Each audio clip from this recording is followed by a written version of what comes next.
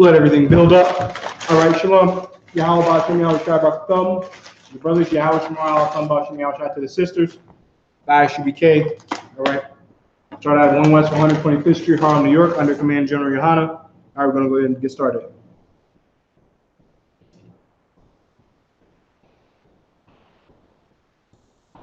We up on Facebook?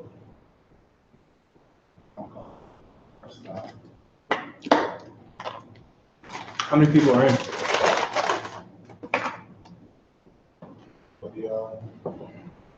I'm not on Facebook yet. For the YouTube, So I was trying to get it because I don't see the link. It's a lot of people.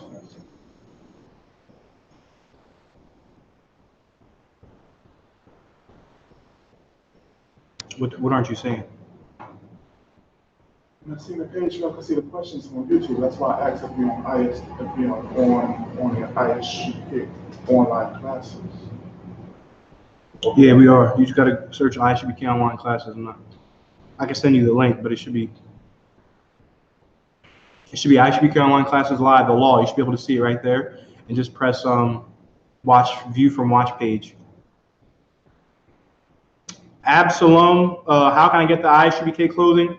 Get in touch with Officer Ugarwap. So first thing you want to do is you want to get in touch with the camp leader in your city. You want to type in what city you're closest to, and the camp leader in that city will get in touch with you and will show you how to get the proper UPK attire. All right. All right, we'll go ahead. We're good to go. We want to pause the stream though, just so you can see the questions. All right. All right, we got a few topics today. Today we're going into a woman's beauty. All right, standards of beauty in Israel. All right, we're going to go into creation, and then I'm going to answer miscellaneous questions that you may have. I prefer if those questions are on the topic of the law. However, I'll be able to answer any question that's asked, Lord allow. All right, I'm priest and officer of 1,000 Abun, filling in for captain of 13,000 Shema Allah. All right, second in command of headquarters, Captain Shema Allah runs the class always with power and might. And Lord allow I'll be able to fill in with that same power and might that he does. All right, I'll do my best. Questions, type your questions in, Let's put in the login, the sign in. Let's get the sign in going. Get my scriptures together.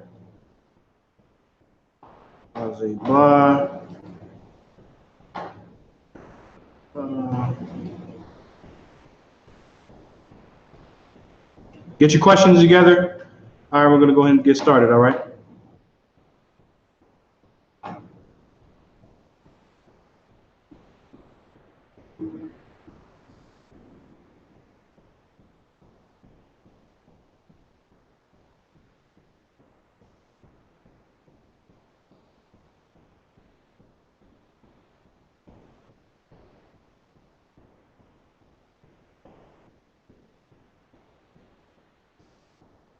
Have any questions on Facebook, questions on YouTube? Let's go ahead and have them, all right?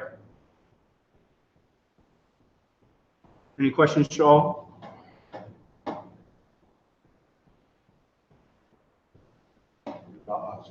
Questions on Facebook? Okay, so we know the Bible. We know the whole Bible front and back. No problem. All right. Let's go ahead. Let's go into women's beauty then. All right. There's a ton of myths and misinformation out about women's beauty. You can wear makeup. You can't wear makeup. You got to be this shape. You don't have to be that shape. You got to be this way. You got to be that way. Let's go into what a woman can do to beautify herself according to the Bible. All right, according to the Bible, according to the Christian church, what are some groups? Seventh-day Adventists, I believe. Different Christian denominations. A woman can't wear makeup because they teach that makeup is witchcraft. We're going to get the truth about makeup and a woman altering her appearance to look beautiful, to look attractive according to the Bible. All right, let's get into it. Give me Judith, the 10th chapter. All right, go ahead and get me Judith, the 10th chapter. All right, if you have questions, type your questions in. Type all your questions in, and Lord allow I'll be able to answer them. All right.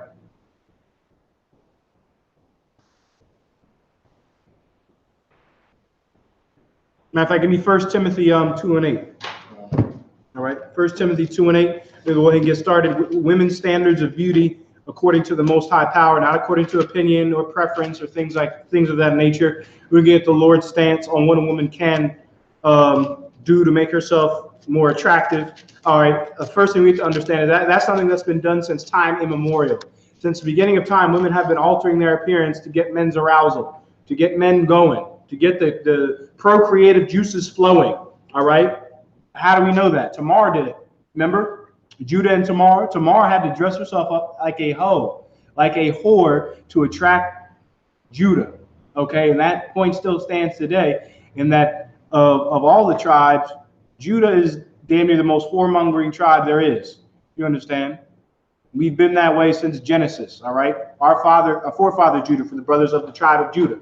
That was an example of a woman altering her appearance, right, to make herself appealing to men. So if men like whores, a woman is going to dress like a nun, a nanny. No, she's going to dress like a whore. Shaw, can you go to the Facebook screen and alter the camera so that we're straight? All right.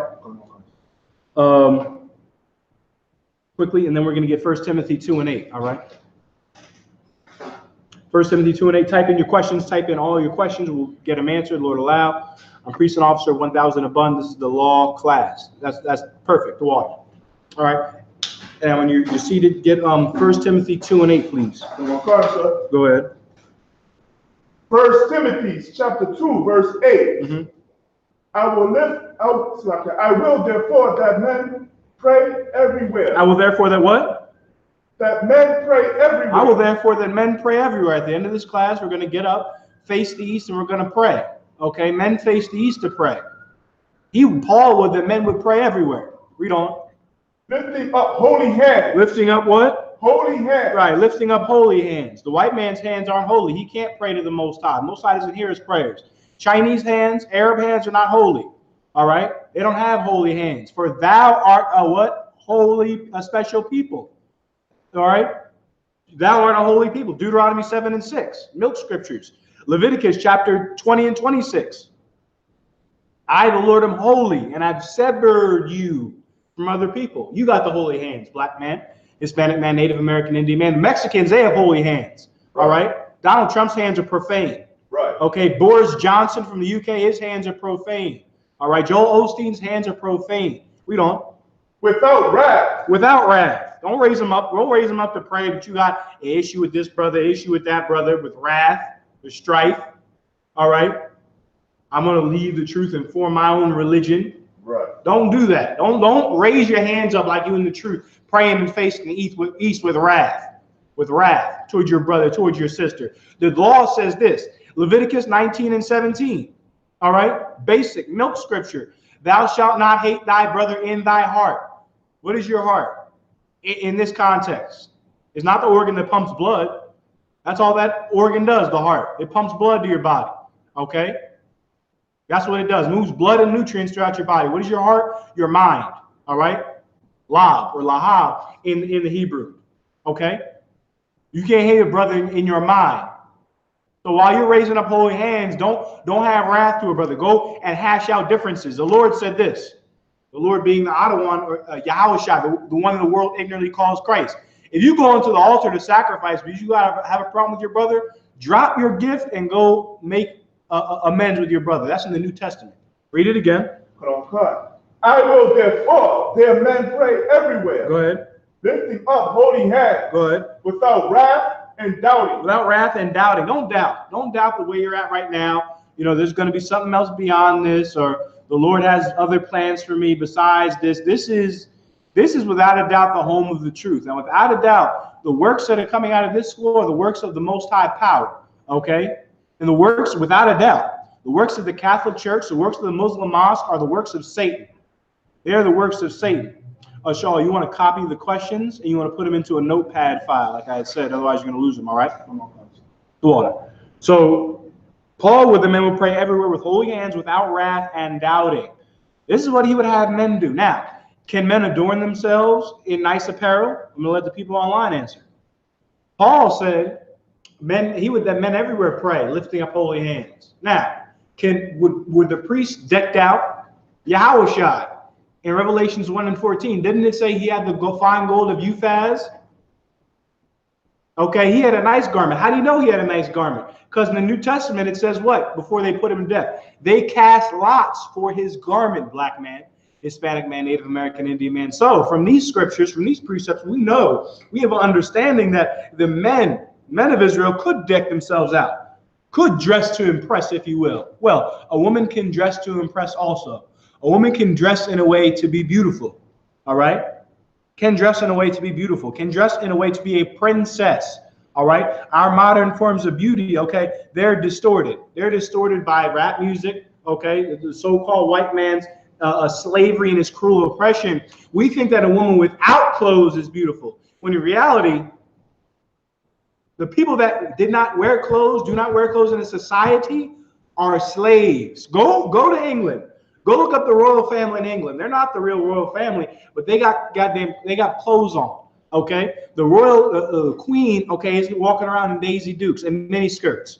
Okay, her daughters, granddaughters, great granddaughters, great grandsons are not walking around in muscle shirts. Okay, walking around in spandex yoga pants. They're covered in dresses. Okay, the men have on their professional attire, which is the white man's suit and tie. Okay, that's what they have on.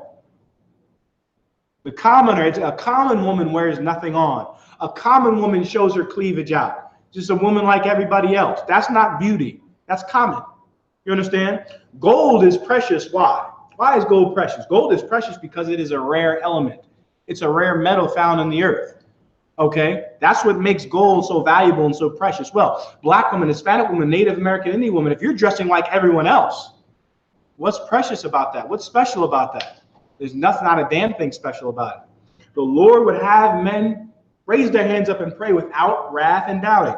Officer Shaw, continue reading. Verse 9, in like manner also, that women adorn themselves in modest apparel. Read that again. In like manner also, that women adorn themselves in modest apparel. In like manner also, that women adorn themselves in modest apparel. In like manner also, meaning what, Shaw? In like manner, it says in like manner also. Break that down. Like manner means like who? Those of you online, in like manner also. What does that mean? Break it down. In like manner also, meaning like who? Like the men. We had a comparison in the previous verse about men. Men should do what? Raise their hands up, face the east, lift up holy hands and pray without wrath and doubting. Now, did it say anywhere that a man couldn't dress to impress?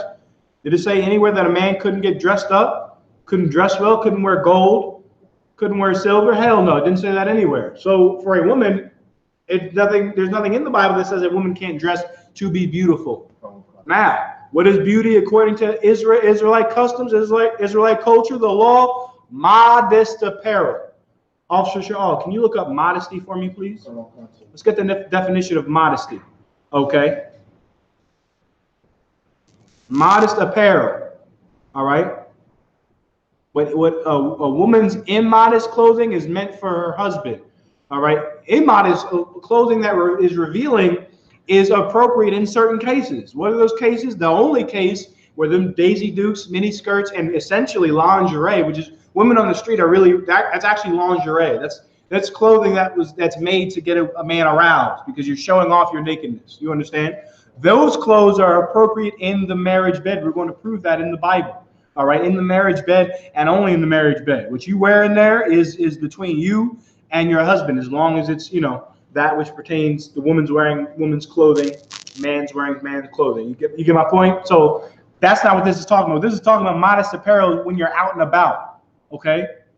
When you're out and about, when you're living your daily life. Now, when you're in bed with your husband, or if you're a man, it's like this is for the women. So if you're in bed with your husband, that's something totally different. I hope everybody understands what I'm saying.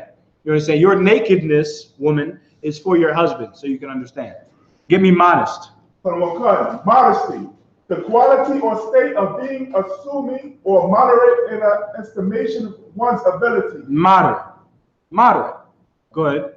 Self-effacement, humility, shyness, self-consciousness. Humility, shyness, self-consciousness. Like you have a conscience that, hey, I need to cover up. A woman that doesn't have any clothes on, as a man, it's kind of hard to understand because it's like you're naked.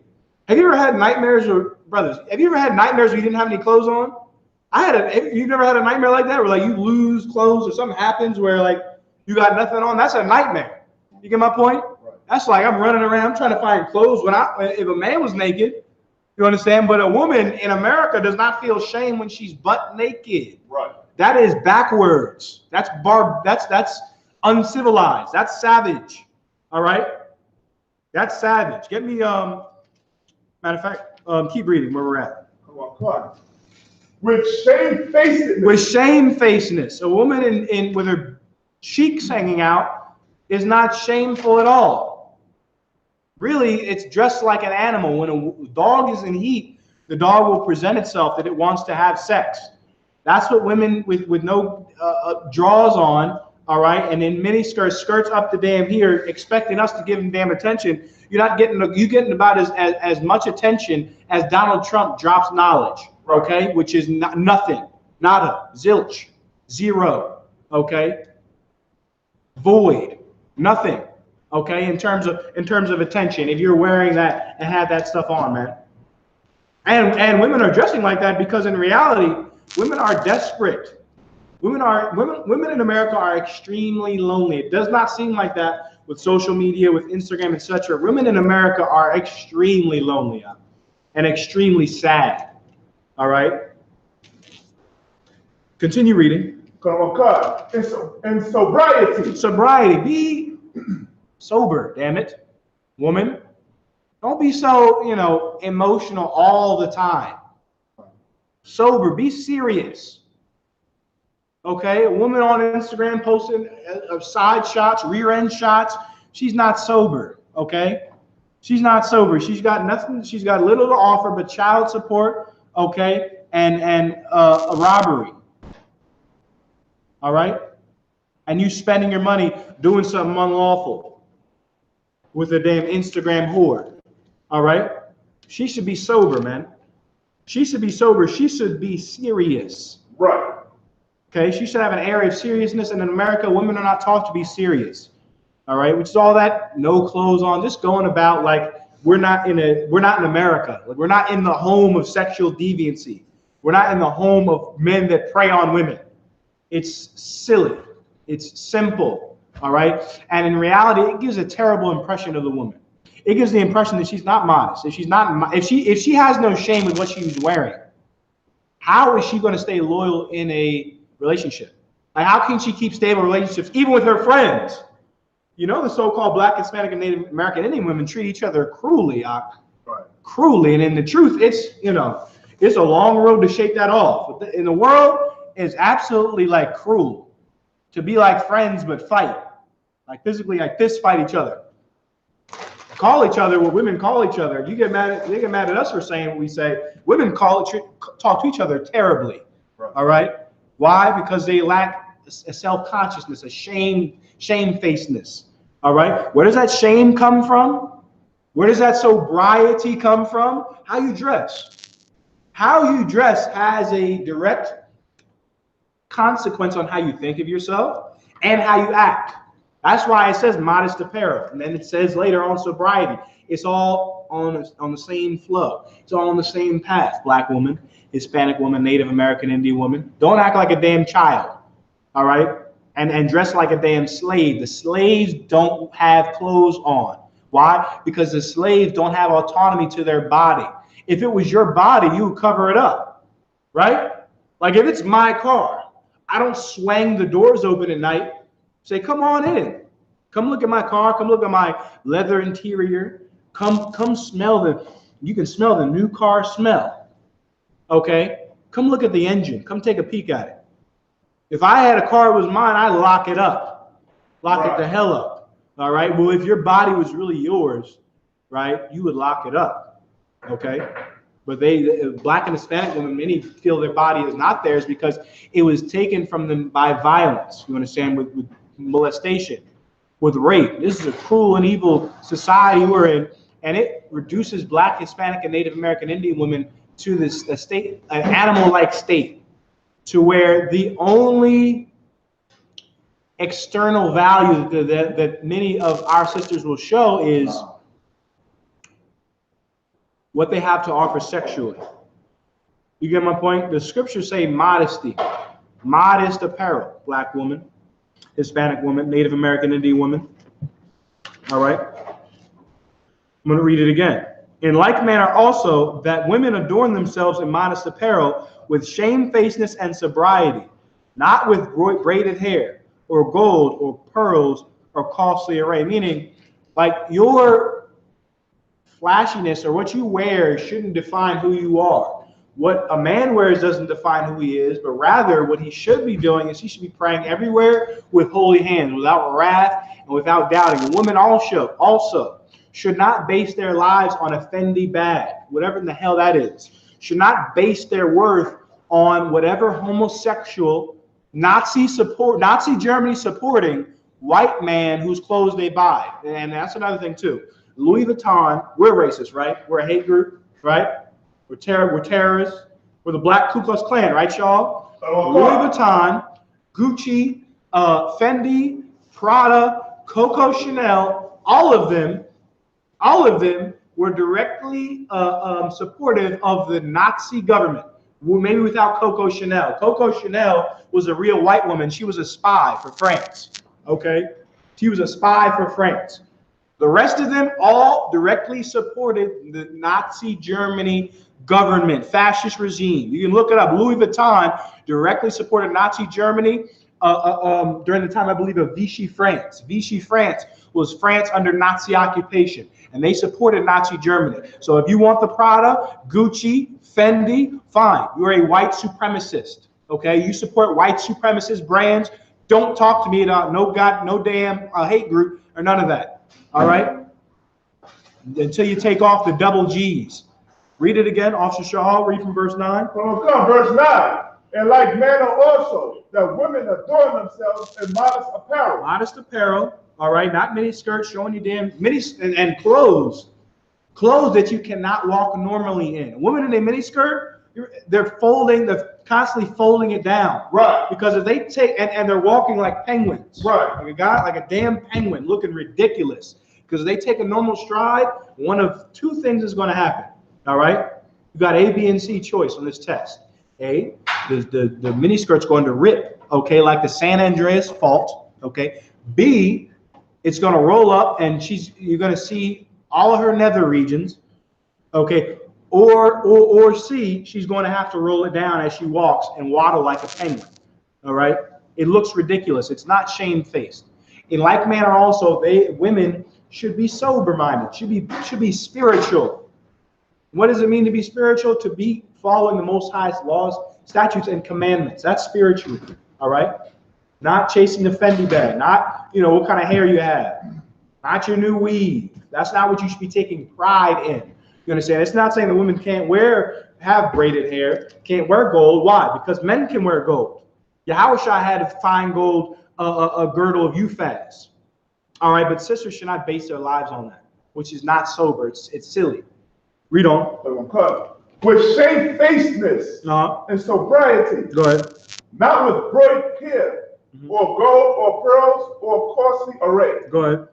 Verse 10. But which becometh woman professing godliness. But which becometh woman professing godliness. So the goal in life should not be to chase a bag.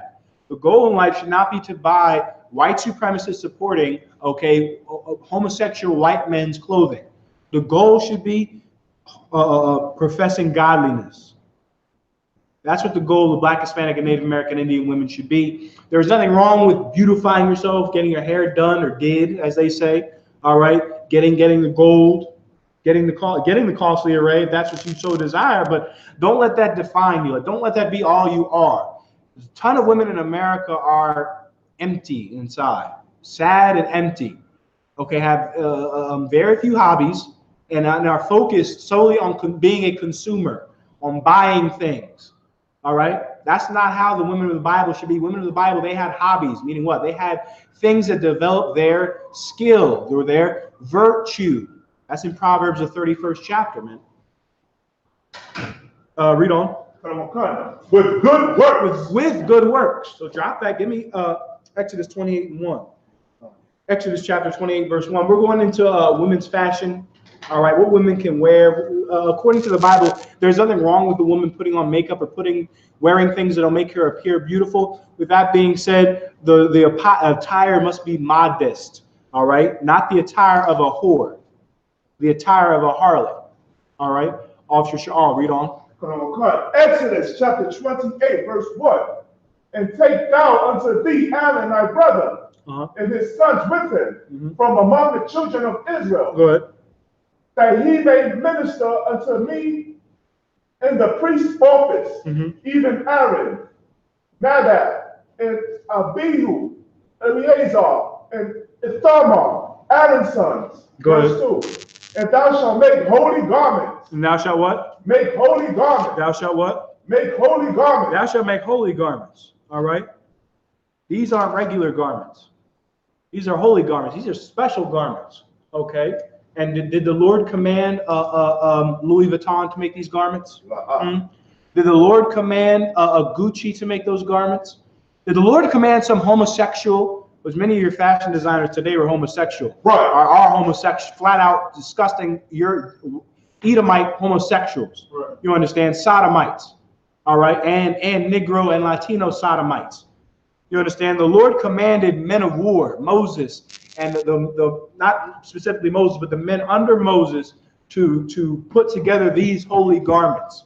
You understand? The point that we're trying to bring out is that homosexuals, man, have no place in women's fashion. And the reason why women's fashion is jacked up is because homosexual men, okay, run it and have control of it. And homosexual men hate women and they want to replace them. So what is their goal by this?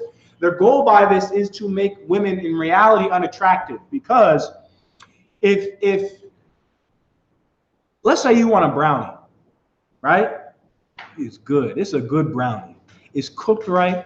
350, Sha'al. 350 is not raw, but it's gooey.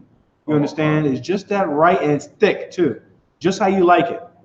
And you got a tall glass of milk, whole milk, cool.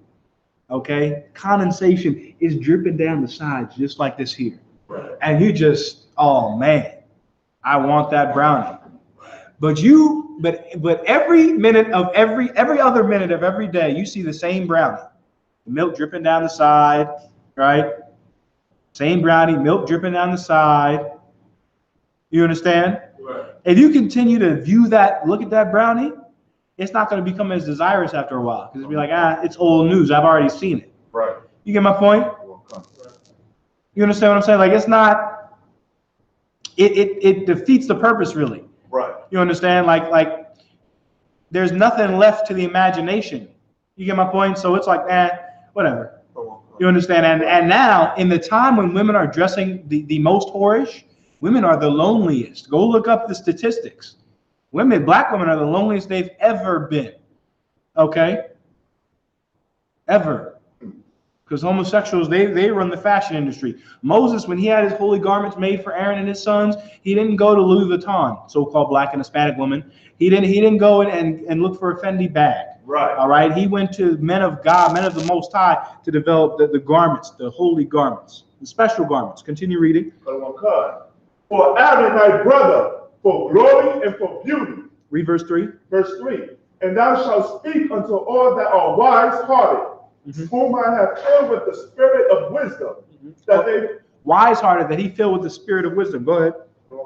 That they may make Aaron's garments to consecrate him, that he may minister unto me in the priest's office. That's a side note. Okay, wise-hearted men, women did make garments. Okay, but sodomites were not chief in the damn Israelite fashion industry. Okay, that's part of the big part of what's wrong with women's fashion. Homosexuals run it.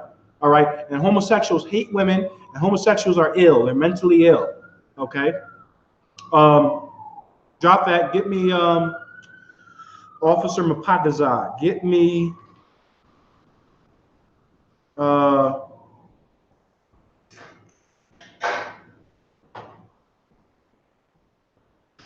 James 2:2.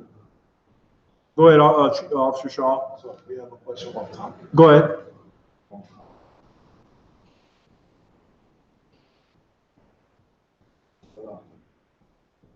So we have a question from YouTube, Absalom, the God. Is it about the clothes? The I.S.U.P.K. Okay, go ahead. If you have a baby and you have to heat up milk on the Sabbath, can you or can you not? What? Okay. Absalom the God wants to know, if you have a baby and you have to heat up milk on the Sabbath, can you or can you not? Where is the law against using heat on the Sabbath? Absalom the guy. Where is the law against using heat on the Sabbath? So it's for 2 parts. Yeah, you got to find me where it says thou shalt not use heat. All right, so I haven't found that scripture. Or that thou shalt, if it is cold, thou must freeze it to death. Thy baby must die on the Sabbath because you can't heat up milk. You got to find me that in the Bible. All right. Other question? That's a 2-part question. It says, he also asks, can you use the microwave to heat up the bottle for young children? Can I also have precepts? Yeah. Man was not made for the Sabbath. I think we already answered this. Man was not made for Sabbath, but the Sabbath was made for man. Right. Your understanding from the Sabbath, it comes from white people. All right. That understanding of you can't cook or you can't kindle. When it says kindle a fire, people think that means you can't generate heat. So the white man in Poland, he would freeze to death on the Sabbath day because he thought you can't stoke a fire on the Sabbath. That's not what that's talking about. The Sabbath, why? Okay, so why would the Lord put together a high holy day where you die on it? Right. You get my point? Like even on the Day of Atonement, if you're not able to take a fast, you don't take a fast. Like the point of the Day of Atonement is not to kill yourself. It's to afflict yourself. Pregnant woman would not take a fast on the Day of Atonement. You need to ask him as well. Do pregnant women fast on the Day of Atonement? No. Little children don't fast because it can hurt them. Right. The point of the Sabbath is not to hurt you or your children. All right. If your child needs milk, give the goddamn baby milk. I mean, that means there are fake Israelites that will not give their child more milk on the Sabbath. Right. That is, we are in hell. We are in absolute hell. You understand? That's sad. That's the law of the Sabbath. The Sabbath is not made for you to suffer, all right, and to be like a damn white man, like a Jewish man. Give me what I want. Sabbath is not made for man. Man is not made for the Sabbath. The Sabbath is made for man. All right? Quickly. Christ said it in the New Testament. Get your questions. Continue flowing the questions down. All right?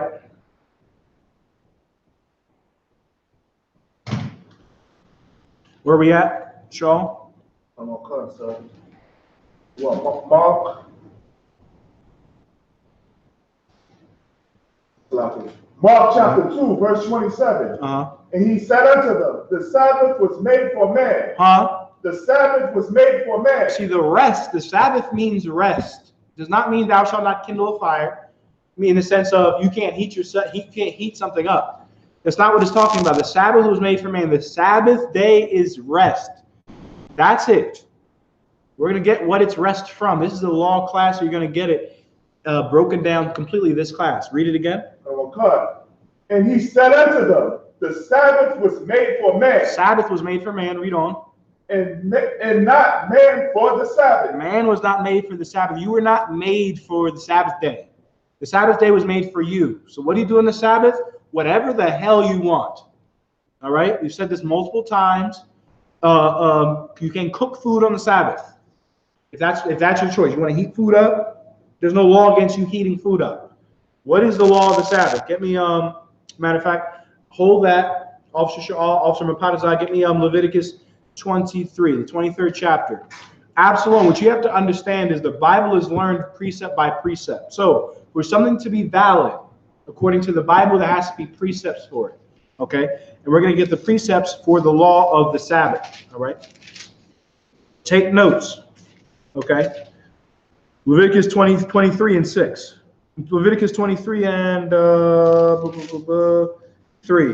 Okay? Leviticus 23:3.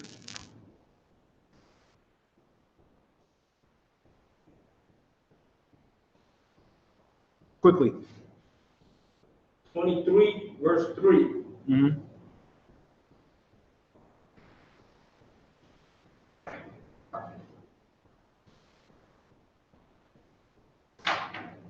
Sure, I'll continue to gather the questions, Baba Kusha, as they come. Like the class, share it, all right? We're live, okay? Want to check it out, all right? Read it. Sure, can you help him out? Get Leviticus. Okay, go ahead, Ultimate Patazar. Leviticus chapter 23, verse 3. 6 days shall work be done. 6 days shall work be done. Okay? So work is work that you do for a service, servile work. All right, read on. But the 7th day is the Sabbath of rest. Sabbath of what? Of rest. Of no heat. Of rest. Of no warm baby bottles. Of rest. The Sabbath of rest. What do you get rest from? You get rest from your servile work. Read on. In holy convocation, ye shall do no work there. Do you know what? Do no work there. Do no work. What is work? Work is your ibad. Ibad is work in the Hebrew. Okay? That is your service. Your servile work. The work you do for as a servant.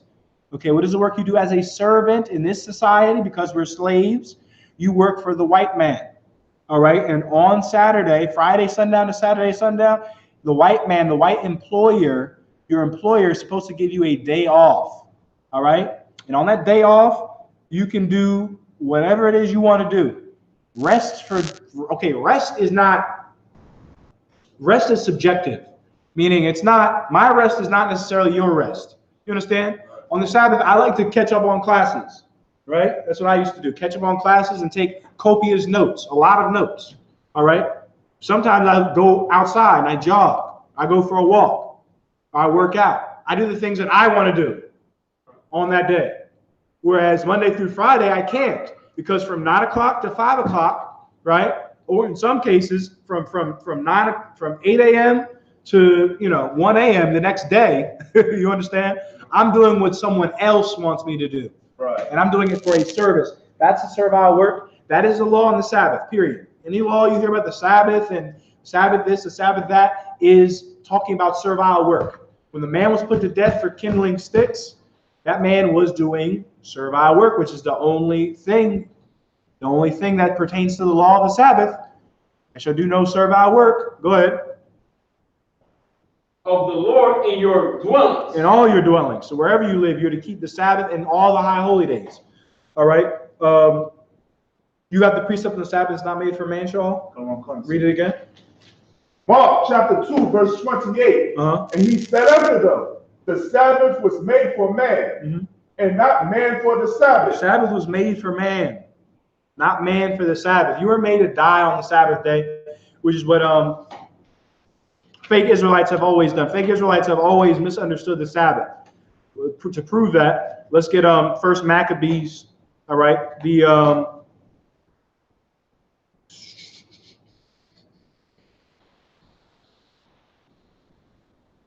where is that about the Sabbath when they died on the Sabbath day in Maccabees?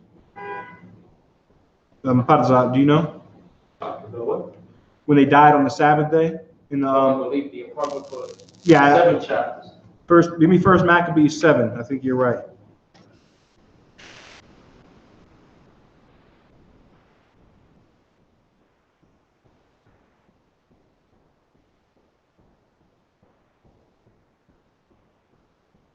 Let me look it up. See if you can find it. Awesome, Patazar. Questions, type them in. Questions, type them in. All right. Okay.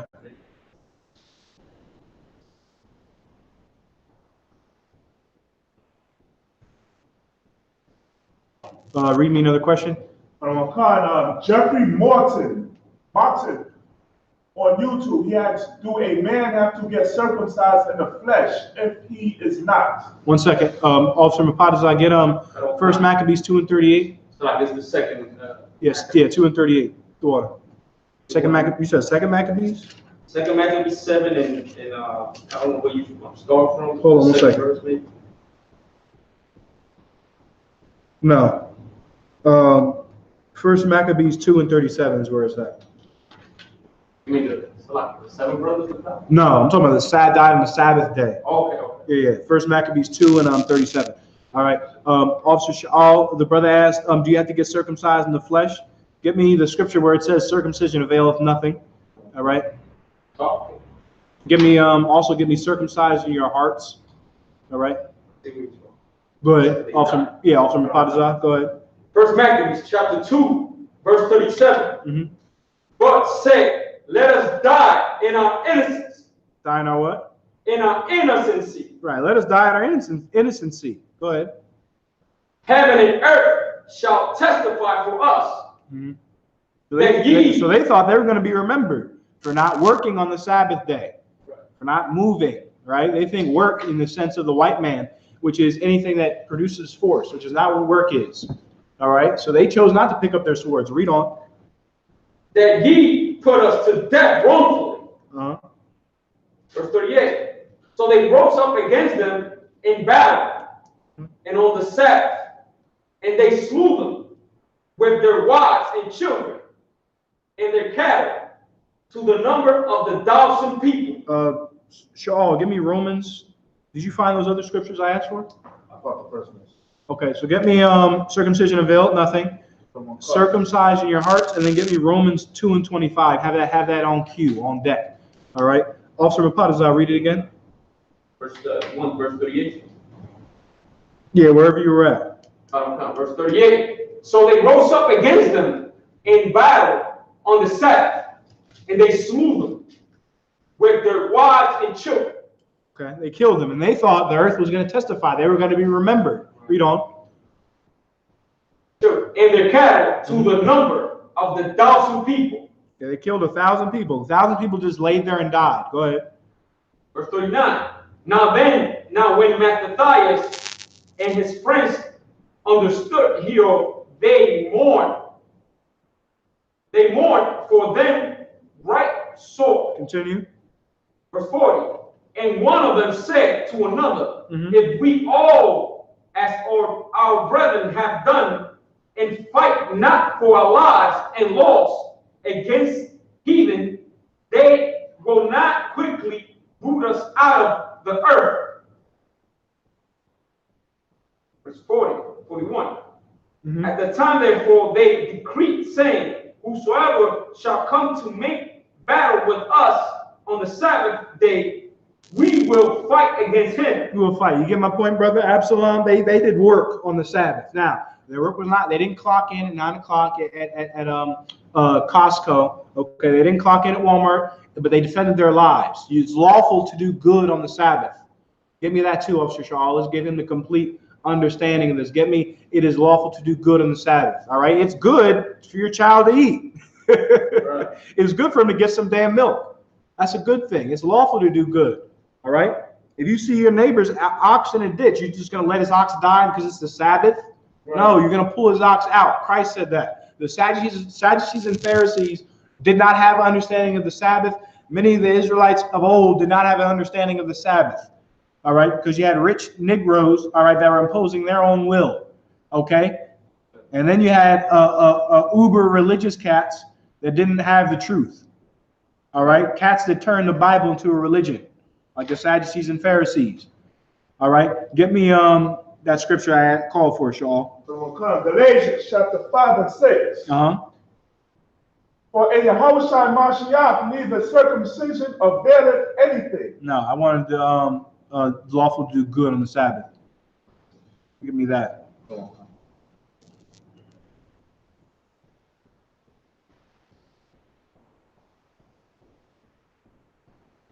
Questions, go ahead and type them in. All right.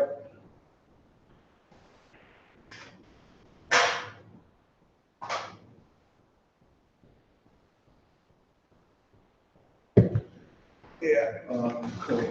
You found it out? Let's go and double time on the scripture for shot. All right. Go ahead. Mark chapter 3, verse 4. Mm-hmm. And he said unto them, it is lawful to do good on the Sabbath day. Lawful to what? To do good on the Sabbath day. You understand that, brother? It's lawful to do good on the Sabbath. It's good for your kids not to starve to death. It's good for them to go ahead and get their milk because they're children. Children need nutrients. All right, so that's it on the Sabbath. Drop the Sabbath. Give me the circumcision shawl. Galatians 5 and 6. Galatians chapter 5, verse 6. Go ahead. For in Yahushua Mashiach, neither circumcision availeth anything. For in Yahushua, Christ, as he's called in the English tongue, circumcision availeth what? Anything. It doesn't avail anything. Whether you're circumcised or not means nothing. Why?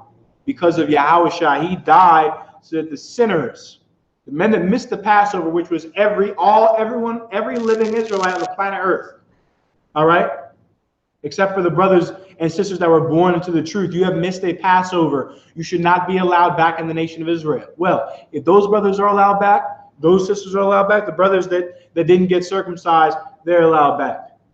They're allowed back. Circumcision means nothing. It availeth nothing. If you're not circumcised, go ahead and let that thing do what it does. All right? You got it now. If you would like to do it, that's something you should call and get counsel about. But according to the law, because of Yahushua, you do not have to do it by the law. Read on. Okay. Nor uncircumcision. Nor uncircumcision. Go ahead. But faith, but what? But faith. Go ahead. Which worketh by love. Faith which worketh by love. Your faith, your belief in something, right, that is not here yet but is to come, is worked by your love. What is love? Is it by your hearts on Instagram? Is it by your hugs and kisses? Is it by your happiness level? Let's find out what love is. Give me 1 John 5 and 3. Did you finish that scripture? Yeah, give me 1 John 5 and 3. Let's get faith which worketh by love. What does that mean? All right. So circumcision means nothing. If you're not circumcised, don't worry about it. I know many brothers, I think brothers in the West Indian countries and many of the Caribbean islands, they don't do it. Could be incorrect, but I know many of the South American countries don't do it, don't require it. America is a country that was founded off of the Christian religion. I'll put air quotes around it. So they practice the laws and customs of the Bible. Go ahead, Officer Mapatazah. 1 John chapter 5, verse 3. Read on. So this is love. This is love. This is the love that it's talking about in Galatians 5 and 6. Read. This is the love of God, that we keep his commandments. Law. Keeping the law is the commandments. So the faith is worked by love. Your faith is shown by what? Your works, your actions. Your actions, okay, should always be based on the law. Okay? The scripture, David said, I meditate on thy precepts. Look at the situation, go, how should that be handled? Or she should have on more modest clothing according to the Bible. Or he looks that way. He might be feeling this or thinking that. Everything should be based on the precepts, the laws, statutes, and commandments. That's the faith that works through love. Shaw, give me a matter of fact, Mapatazah, give me Romans 2 and 25. Shaw, what was the other scripture you had? I have Romans 2 and 25. Okay, read Shaw. What's the other scripture? That's it. That's it? Okay. Salah. You don't worry about it. Give me Romans 2 and 25. Go ahead. Romans chapter 2, verse 25. Go ahead. For circumcision verily profiteth, if thou keep the law. What? For circumcision verily profiteth, if thou keep the law. The point of circumcision was so that you would feel pain for the Most High. And keeping the law, coming to the Most High, what does it say about coming close to the Most High? Ecclesiastes 2 and 1. When thou comest to serve the Lord, prepare thy soul for temptation. All right? You're going to be tried. All right? He who he loveth, he rebuketh. He reproveth. Chastiseneth, checks and corrects, and that's painful. All right. The point of circumcision was for men, okay, not women. Women don't get circumcised. Hotep, all right. Egyptologists, brand kinetic Nubians, all right. Fufu, Dashiki, all right. I haven't heard none of them talk about female genital mutilation, Officer Shaw. Right. They're talking about Africa, that clitoris has to come off. Right. Afrocentric woman, that clitoris has to come off. They practice female genital mutilation. They also have sex with their aunts. There's a tribe of Africans that the aunt would have sex with the bride to see how he is, see how he gets down. All right, see what he's got. She test drives the car for him, and then goes and tells his to-be wife, all right, whether he's got it or not. That's an African tribe that does it. You can go ahead and look it up. Afrocentric nuts. Now, does the Afrocentric nut in New York do that? I don't know. Right. I don't think so. Let's read on. Okay. But if thou be a breaker of the law, thy circumcision is made uncircumcision. See, brother, if you break the law while circumcised, it's like you're uncircumcised. There are tons of people that are circumcised that are dead for breaking the law. Circumcision or uncircumcision means nothing. You do not keep the law. Faith is working through love. Your faith, your works through keeping the law, statutes, and commandments is what matters. Circumcision does not. All right, that's enough for his question. You can read on in Romans, the 2nd chapter, the 25th verse on to get more on it. Questions? Let's keep them rolling. I have a question on YouTube. God, he asks, can I get a breakdown of Nehemiah, chapter 1, verse 8 through 9? Nehemiah 1 and 8. Let's get it. What? Hold on 1 second. Officer Mapai, like, Nehemiah 1 and 8. Shaw, go ahead. What is it meant by the heavens?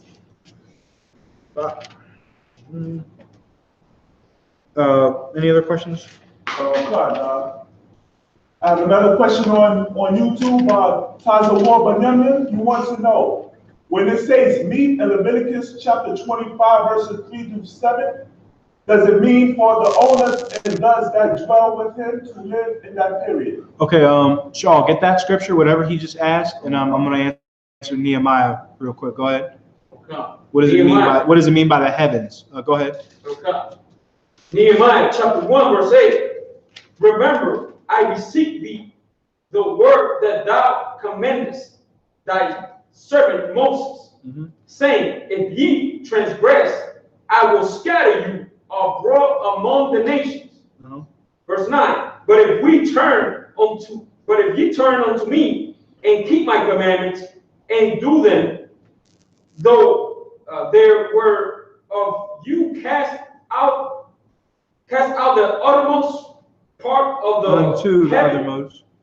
Unto the uttermost part of heaven. Go ahead. Okay. Yet I will gather them from thence, and I will bring them unto the place that I have chosen to set my name there. Read it again. Read verse 9 again.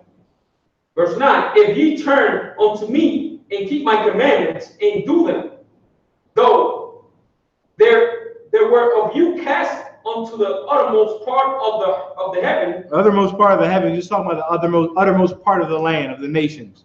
Just like that, it's the same exact thing. That's what it's talking about. That heaven. That's what it means. Scattered everywhere, into every kingdom, into every realm. All right. That's why I said in the previous verse, He scattered us. He will scatter us among the nations.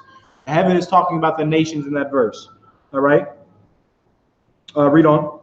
Yet I will gather them from thence. Heaven is I understand what he's asking. Heaven is there to emphasize the point. It's like we are everywhere. You get my point? What's outside of the earth? Heaven. Outer deep space.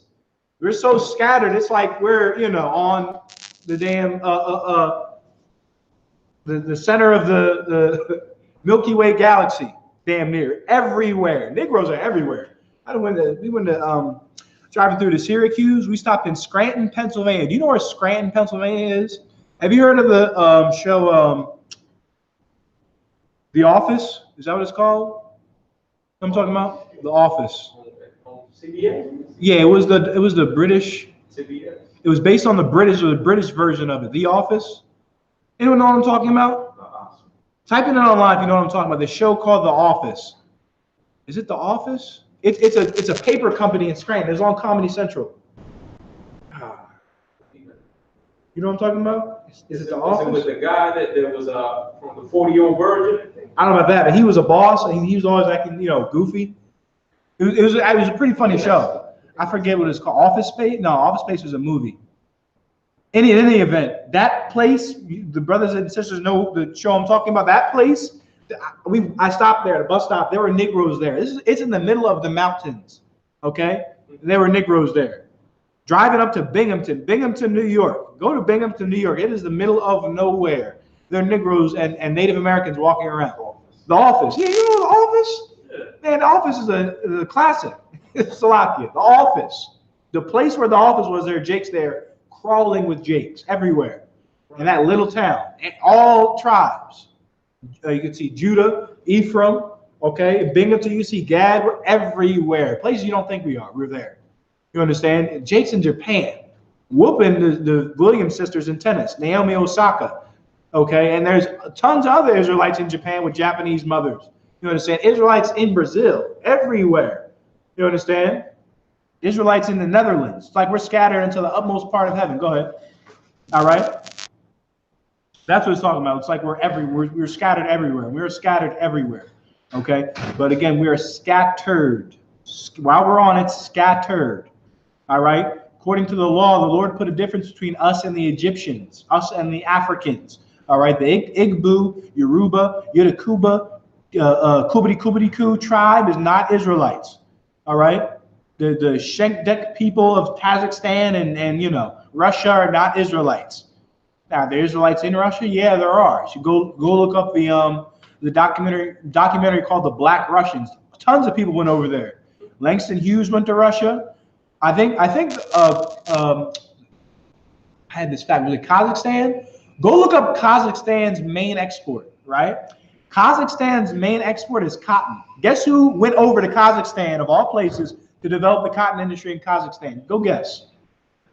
The Negro. They sent Negroes from Georgia. I believe it was George Washington Carver himself. There's a Negro in Georgia that went over there and developed the entire cotton industry in some Borat country over there, okay? Some, Kazakhstan, that was where, remember the movie Borat? Some Borat country, he went over and developed the cotton industry. To this day, the cotton industry is their #1 export. You understand it? And there's a documentary called The Black Russians. There's an old movie, I forget the name, but in that old movie, they're raising up a child that had a black father who in real life had a Russian mother and black father in Russia, in a Russian movie. You get my point? We're scattered into the heavens everywhere. All right? Because we sin. That's a curse. We're scattered. Everybody understand? All right? I want to make that point abundantly clear. So we're done on that. Good on that. We had Officer Shaw, if you could get the other precept for the other question that we had. Need to charge my phone. When you got it, read it. Yeah, so the documentary, the name of the documentary is called The Black Russians. If you ever want to look it up. Black Russians documentary, you should look it up on YouTube. I can't find the whole documentary, but they have a preview that has the excerpt from the movie I'm talking about. This movie is from like the 40s or something, but a ton of Negroes went over to those odd countries and interacted with the local women. Let's just put it that way. You understand? Read. Leviticus chapter 25, verse 3. And Vietnam too. Go ahead. 6 years thou shalt sow thy field, in 6 years thou shalt prune thy vineyard, and gather in the fruit thereof. Verse 4. But in the 7th year shall be a Sabbath of rest unto the land. What was his question? His question was, when it means for the owner and that those that dwell with him in that period. He wants to know, what does it mean in Leviticus chapter 25, verses 3 to 7? If it means for the owner and those that dwell with him to live in that period. I don't know what he's talking about. You got to read that scripture again. Come on. Tell me where we're at. We're in Leviticus chapter 25, verse 3. Okay. 6 years thou shalt sow thy field. Leviticus 25 and 3. Go ahead. Okay. In 6 years thou shalt prune thy vineyard, and gather in the fruit thereof. Go ahead. Verse 4. But in the 7th year shall be a Sabbath of rest unto the land, a Sabbath for the Most High. Thou shalt neither sow thy field nor prune thy vineyard. Okay. Verse 5. How far is this going? To verse 7. Okay, read. Verse 5. That which groweth of its own accord of thy harvest, thou shalt not reap, neither gather the grapes of thy vine undressed, for it is a year of rest unto the land. Verse 6. And the Sabbath of the land shall be meat for you, for thee and for thy servant, and for thy maid, and for thy hired servant, and for thy stranger that sojourn with thee.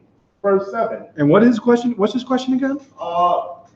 It says, when it says meat in Leviticus chapter 25, verses 3 through 7.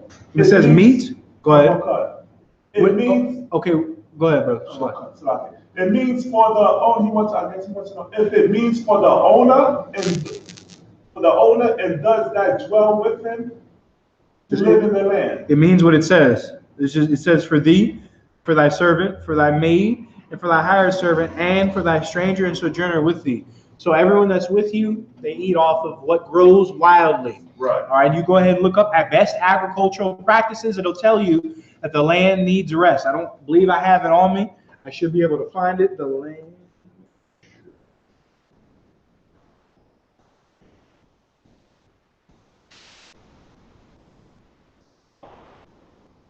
All right, but what that's talking about is we're not to plow and bear with me 1 second. Yeah, agriculture. So the reason so you can understand is that when you're constantly digging, ripping the land up and planting seed, ripping the land up, planting seed, you're doing that constantly. You're draining the earth of its natural nutrients and resources. And today, many of the foods you eat taste nasty. All right, this is flat out nasty compared to what food should taste like. All right, and in many of your lifetimes, many brothers that are on, many sisters that are on, are much older than me. You understand? I'm very young in carnal age, so many of you can attest to this, that food tastes different than it did in the 70s. Food tastes different than it did even in the 90s.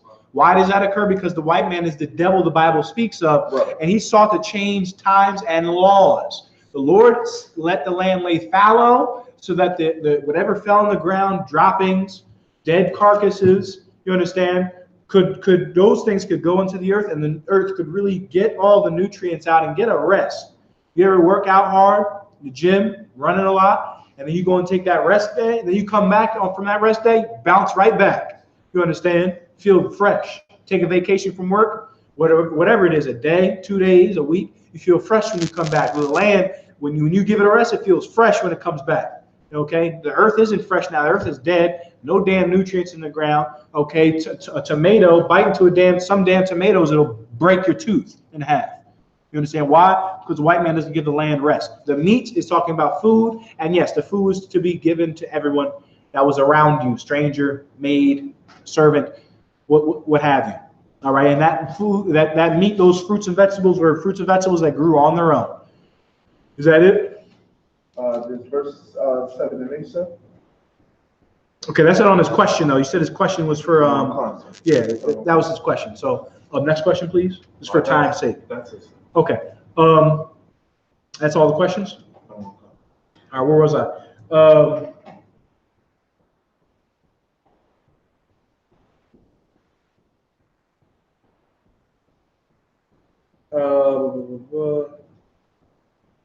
Slovakia.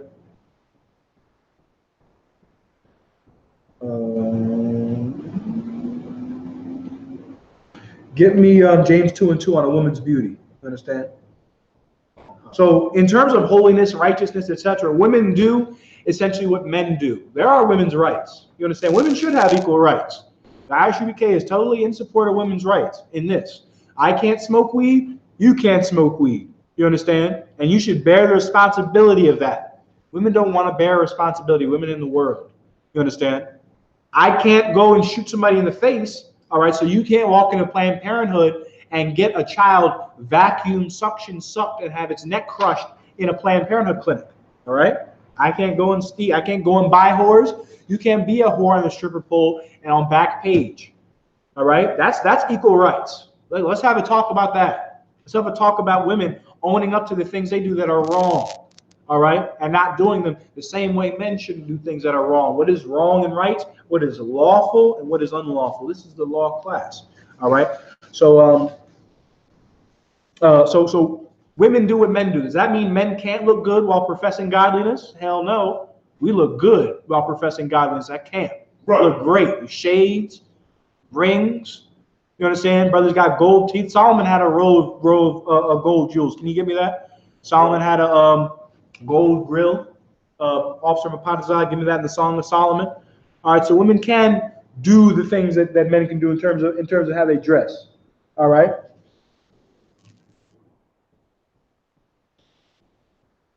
Bear with me 1 second.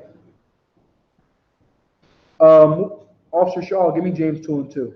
So what Paul is doing, Paul is cutting the fact that because a woman is dressed well, people believe she's godly, which is the whole aim of the Christian church. The Christian church believes the woman with the biggest hat, the woman with the nicest shoes, she's the most godly. Well, that's a damn lie, according to Paul. According to the New Testament, those big-hatted women in the church, okay, are empty. All right? And they're not godly. Why? Because they don't profess godliness. What is godliness? The laws, statutes, commandments. Read. James chapter 2, verse 2. For if there come unto you, if there come unto your assembly a man with a gold ring and godly apparel, and there come in also a poor man in vile raiment. Verse 3. If he have respect to him that weareth the gay clothing, and say unto him, sit down here in a good place. Sit down here in a good place. So also, you don't want to look at a man and woman based on what she wears and give her or him more respect. There is no respect of persons. Right. You understand? That's a law in the damn Bible. All right, but dressing to attract the opposite sex, there's nothing wrong with that. Like the Christian church that got so gay under the Roman Catholic Church and so homosexual. Like anything a woman does that increases her beauty, they think of as witchcraft. Why? Because Roman Catholic priests aren't trying to get with no girls. They got cooties. They're trying to get with these boys, man. These little boys, because they're the Roman Catholic Church, okay, the seat of all sexual immorality on the planet Earth. All right, and so anything the woman does that's beautiful is bad and evil. You understand? Christians hate that men and women have sex. They hate it. Okay, so to curtail it, they try and tell women, if you dress in a way to attract men, you're wrong, which is not the case. If you dress like a whore, you're wrong. There is a difference. All right, Officer Shaw.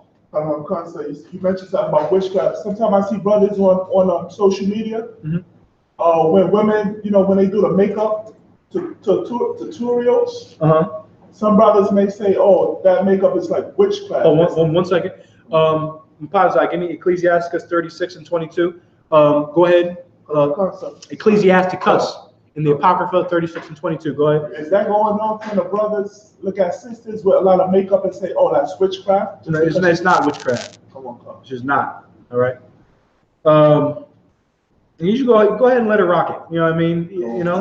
She got to put that weave on. Let her do it, because under that weave is something you don't want to see.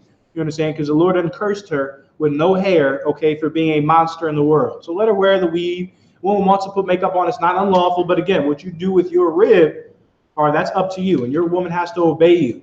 What I'm talking about is what is lawful and what is unlawful. All right? What you do with your rib, that is totally up to you. All right? Just do what is lawful. All right? That's all I can tell you, being the teacher of the law class. But no, makeup in and of itself is not witchcraft at all. We're going to get the scripture of a woman dressing, altering her appearance to look beautiful. All right, in the Bible. Go ahead. Go ahead, Officer Mapatazai. Yes, sir. So it's verse 22, 36 and 22? Yeah. Oh, read on, Officer Shaw. And say to the poor, stand out there. Yeah, we say to the poor, stand out there. So what you don't want to do is you want to get into the habit of, you don't want to judge someone based on the outward appearance, but you want to judge righteous judgment. You want to judge according to the law. Okay? There's nothing wrong with wearing clothes that look good, that make you look good, make you feel good. But what you don't want to do is you want to base your righteousness off of what you wear, because which is what the world does. Like all this, I got to chase a bag and I got to look fly and all this other nonsense. It's because the Christian church done got into our heads so much, we think that our righteousness is based off of the Fendi bag.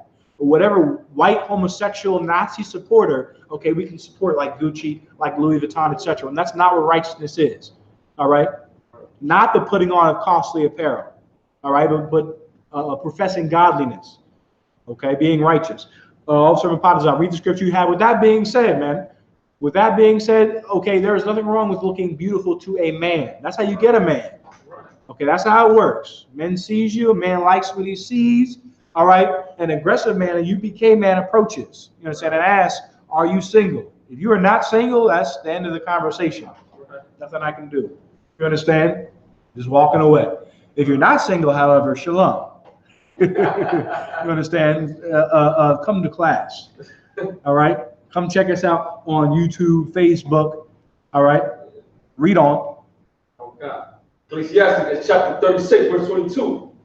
The beauty of a woman cheereth the countenance, and a man loveth nothing better. Yeah, a beauty of a women are beautiful, man. Right. Women are beautiful. So we can't, damn near can't understand what a homosexual is doing. Like it's an act of suicide, and he's missing out on so much pleasure. Right. So much pleasure. Give, box, salakia. You understand? Jeremiah Hyman says all the time, that thing, whatever the Lord made, with the woman is amazing. It is beautiful. It is right. It is satisfying. You understand? What homosexuals are doing is not satisfying. A man loves nothing more than the beauty of a woman. Women are beautiful, man. Women are beautiful creatures. You get my point? Right. The Christian church done made it so that like a woman's beauty is like taboo. Right. But it's there. You see what I'm saying? It's there to attract you. Nothing wrong with being attracted to a woman, all right? But you're not allowed to sit with another man's wife. You understand? There's a limit to everything. Paul said, what? All things in moderation. You got to be moderate. Woman has to wear modest apparel. You understand? But being attractive or altering, making yourself attracted to a man, there's nothing wrong with that. A man loveth nothing more. The beauty of a woman. Okay? She's not, men, we like this. Men built like this. V-shape, shoulders V-shape. That's not what we like. We like the opposite. Right. This. Right. We're talking about this. You understand? That's what we talking about. All right? A man loveth nothing more. Right here. Right here. 1 Ezra 7. And we're not making this up. Give me 1 Ezra 7th chapter to prove this. Let's prove the validity of this. 1 Ezra 7th chapter. You know what I want. The women are the strongest, except for the truth. Also, read what you have again. Verse 22. Go ahead. The beauty of a woman cheereth the countenance, and a man loveth nothing better. Yeah, you ever come out a hard day working for the damn white man, constantly trying to punk us and take our masculinity away. You come home to your rib, you know what I mean? She got dinner cooked. She's in the clothing you like. That cheers a man up.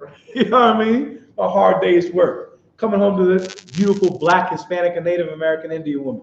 Okay? All right? And beauty is subjective too, sisters. Like, you don't have to conform or fit to a specific like body shape. You get my point? Like, this is a law class. You know what I mean? Beauty is subjective. So, one man may not find you attractive. The next brother might find you, amazing. All right? In terms of beauty.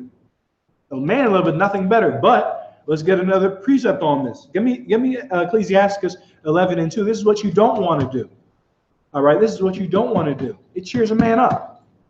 Okay? Woman's beauty cheers a man up, man. All right? So there's nothing wrong with making yourself attractive to the opposite sex. What you don't want to do is dress like a whore. All right? Or wear the whore's uniform. Read Officer Mapatazah.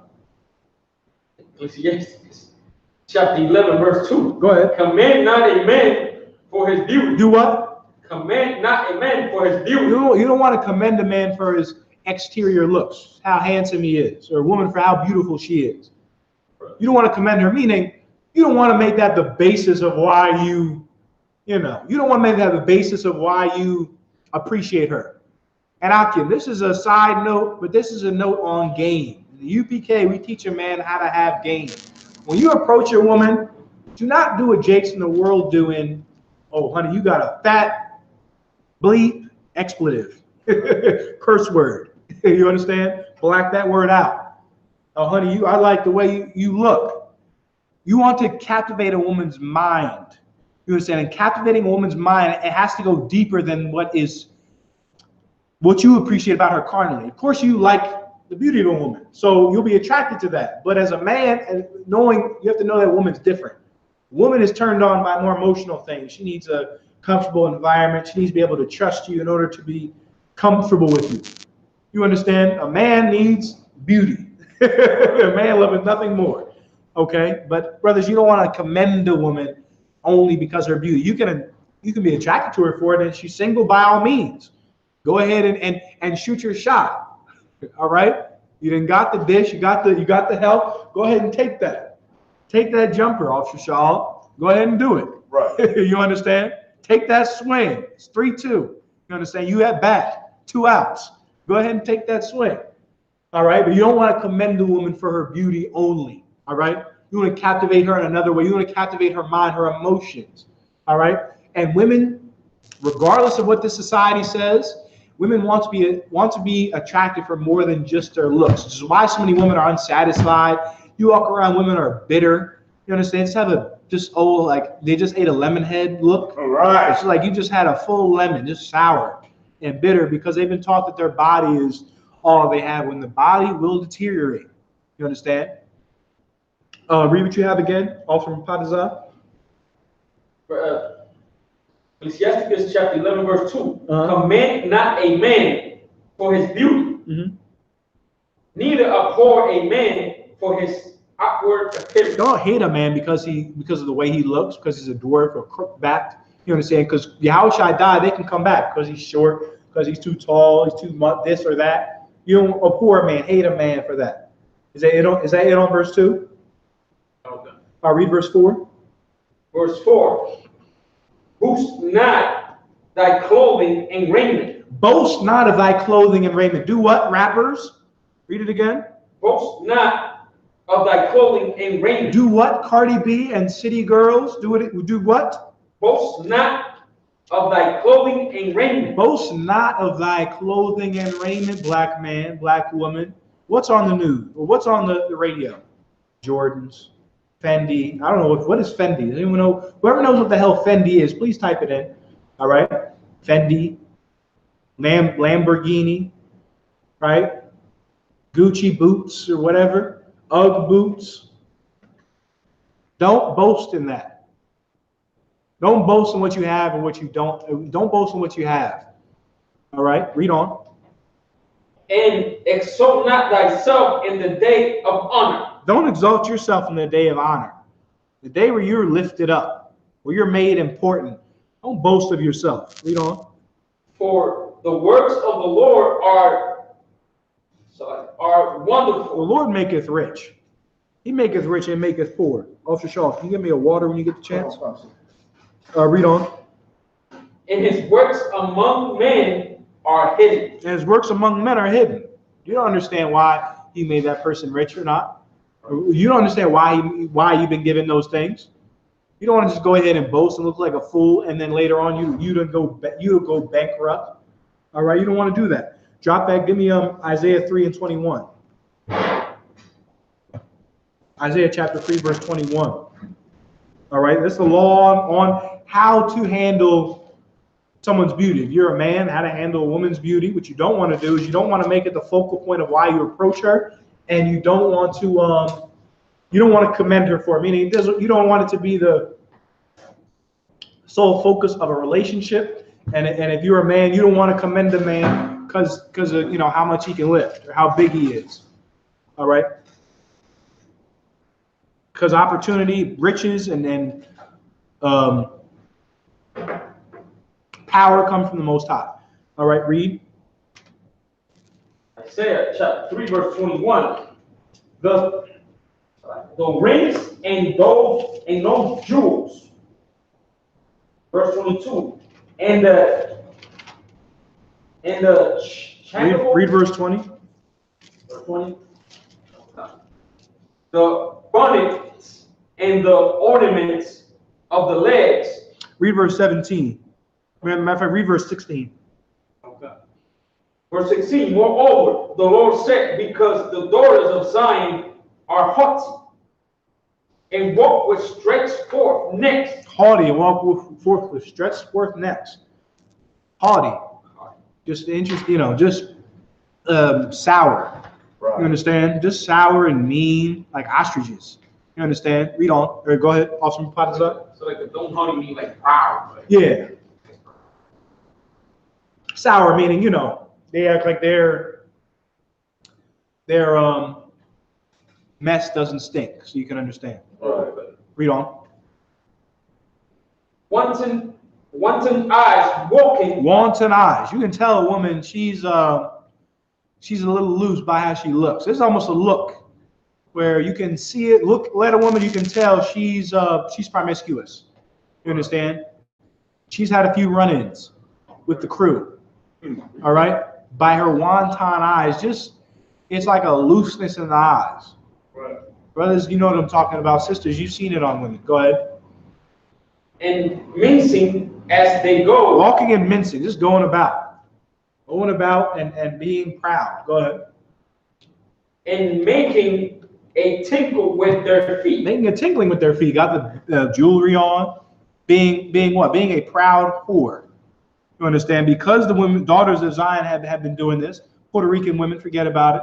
Dominican women, forget about it. Brazilian women, forget about it. So-called black women, the Caribbean islands and from America, forget about it. And from Haiti, because we've been doing this. Read on. Verse 17. Therefore the Lord will smite with a scab crown of the head of the daughters of Zion. Because of this, the Lord will put a scab on the crown of the head of the daughters of Zion. Your hair does not grow because you're being a proud, evil monster. Right. Proud, evil Christian women that buy weave, which is why the weave industry in the black and Hispanic community is fueling the North Korean missile system. All right, missile defense program. Okay, that's funny, but you walk in that Korean shop, you assume they're from South Korea. I don't know what Korea are they from. You get my point? You don't know. They laughing at you. You understand? Don't say nothing to them. All right, but the so-called Negro, black man, he's got to put everything he has in a box to the left. They cursing you to your mother's grave in that damn Korean hair salon. Walk in there and buy the weave, no problem. All right. Fueling the North Korean missile system. They're able to launch, you understand, rockets into the damn South China Sea from black and Hispanic women's need for weave, because the Lord smote this crown of the scab, the crown of the head. That's why many black and Hispanic women cannot grow hair. It's in the Bible. If you would like to grow your hair back, you must come into the I.S.U.P.K. That's right. All right, we'll give you counsel. The first counsel is you got to drop the man you have on child support. You got to stop running and having sex with everybody on the damn block. Okay, so your hormone level can get stabilized, so you can get some damn hair. That's the carnal reason. The spiritual reason is you have to stop sinning so that the Lord will bless you with a full, beautiful head of hair. That's right. That woman, remember that woman? What would that woman do? She put ointment on Christ's feet with her hair. You can't do that with you know a damn buzz cut. Right. With a young MA. That woman had hair on her head. That woman had a sheet of wool on her head. You understand? That you black woman, Hispanic woman, you can get hair like that again. Okay, but you got to be doing what? Serving Christ. She was serving Christ, not serving the city girls. All right, not serving Cardi B and Queen B, the Beyonce of fanatics. All right, read on. Verse 18. In the day of the Lord, Drop. Yeah, go ahead. In the day of the Lord, will I take away the bribery of their tinkling ornament. All right, so you can read on down to 24. Read on down to 24. It talks about everything a woman had. Women had nose rings. Nose rings are lawful. Excuse me, nose jewels. The nose jewel, they talk about that's evil and a whore wears that. That's not true according to the Bible. A woman can have a nose ring. A woman can't have a tongue ring. All right, according to the Bible. And they had it. They had nose rings. They had changeable apparel. Meaning what? Women have been changing clothes not because of the consumerism of America, but because that is the nature of a woman, to want to be attractive. You understand? The scriptures say that the hair of a woman is a glory unto her. That Paul said that. You understand? Women glory in their physical appearance. You understand? Women are more carnal than men. You understand? Drop back. Let's get to the point. Give me Judith chapter 2 and verse 4. All right. Officer Shaw, do you have questions? Go ahead. The YAHANNA asks, Luke chapter 8, verses 51 through 56. In verse 56, why did Yahushua charge those who witnessed to tell no man? Get me the scripture give me the scripture in Revelation where it says he had a name that no man knew except for he himself. I'll help you find that. Matter of fact, I'm going to find that. Read the scripture where the sister's asking a question. Go ahead. Luke chapter 8, verses 51. And when he came into the house, he suffered no man to go in, save Peter and James and John and the father and the mother of the maiden. Stop. So Yahushua had an inner circle. Yahushua had a right hand and left hand man. He had a number 1, he had a number 2, and he had a number 3. All right. Not all the disciples went with him everywhere. All right. This was the crew. This was the set of disciples that were highest in rank. All right. Read on. We'll come verse 52. And all wept and bewailed her. This woman was dead, and they were crying for her. Go ahead. But he said, weep not. She is not dead, but sleepeth. Go ahead. Verse 53. And they laughed him to scorn. He said she's not dead, she's sleeping. They laughed at it. Laughed at Yahushua, King of Kings and Lord of Lords. Read on. Knowing that she was dead. Verse 54. And he put them all out. He's like, man, she's not even dead. They laughed at him for it. They knew she was dead. Go ahead. And took her by the hand and called, saying, Maid, arise. Verse 55. And her spirit came again, and she arose straightway. And he commanded to give her meat. Verse 56. And her parents were astonished, but he charged them that they should tell no man what was done. They charged him that he should tell no man what was done. Why did he do this? Who knows? Anyone in the class?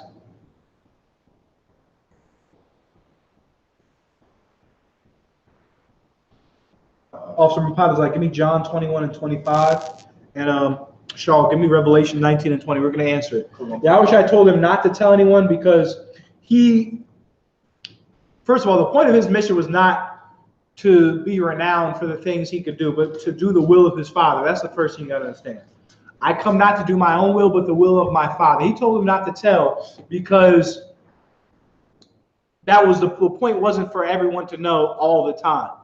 You understand? The scriptures say that he had a name that no man knew except for he himself. He had a reputation that not everyone knows. We don't know the full volume of the works he did. That's in the Bible. You understand? So he didn't tell them because he didn't want everyone to know. He didn't want everyone to know because he has a name that no man knew but he himself. He has a reputation that we don't fully know. You understand? We don't fully know all the works that he did. That's in the Bible. Read Revelation 19 and 12 first. Revelation chapter 19, verse 12. His eyes were as a flame of fire, and on his head were many crowns, and he had a name written that no man knew but he himself. He had a name written that no man knew but he himself. Another word for name is his reputation. This isn't talking about his literal name, because his literal name, is the Savior, the Deliverer. How do we know that's his literal name? Who knows? Anyone? Padasa? The Hebrew Mashiach. No. How do we know it's his literal name and the precept for it? So would that be what's the scripture on his name? Matthew 1:21. Boom, Matthew 1 and 21. Milk. Oh. The angel Gabriel came and told him that. Okay. That wasn't Donald Trump. All right. That wasn't the damn hospital telling him this is going to be his name. The angel Gabriel, Gabariel, came and told Mary, this will be his name. Do the angels lie? No. Do they change their mind? I'm the Lord, I change not. Okay? His name is Yahushua, or it translates to Jesus from the Greek. All right, that's his name. When it says he had a name written that no man knew, meaning his reputation, no man fully understands. All right? No man fully understands it because he didn't want everyone to know everything about it. You understand? Not everything about it. All right, how do we know that? Because he told these people not to tell anyone. I think he told someone else not to tell anyone. I think that person went and told everybody. You understand? He didn't want to be remembered for those things, but he wanted to be remembered for doing the will of the Most High. Give me John 21 and 25 to answer the sister's question. To the sisters that asked a question, I hope this answers your question. If it doesn't, continue to ask questions, all right? Read off from Patazan. John chapter 21, verse 25. And there also many other things which Jesus did, the which if they should be written, everyone, I suppose that even the world itself could not contain the books that should be written. You hear that? If they wrote about every work that he did, there's not a book in the world that can carry it. The world itself could not hold all of the works that he did. You understand? And many of those things, he didn't tell the disciples. You get my point? Here, he told them not to have it written.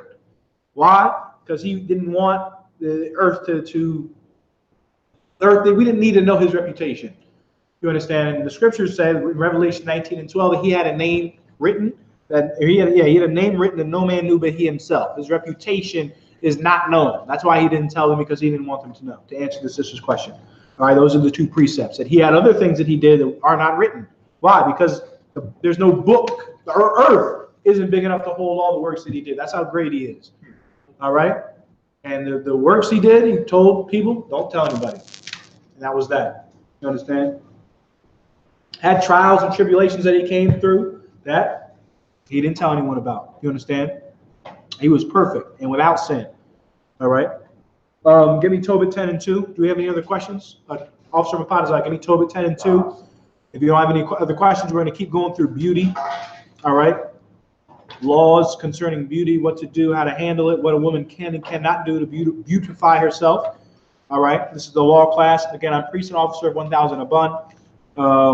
And we're getting it on here. Scriptures concerning beauty. Read Judith 10 and 12, 10 and 2.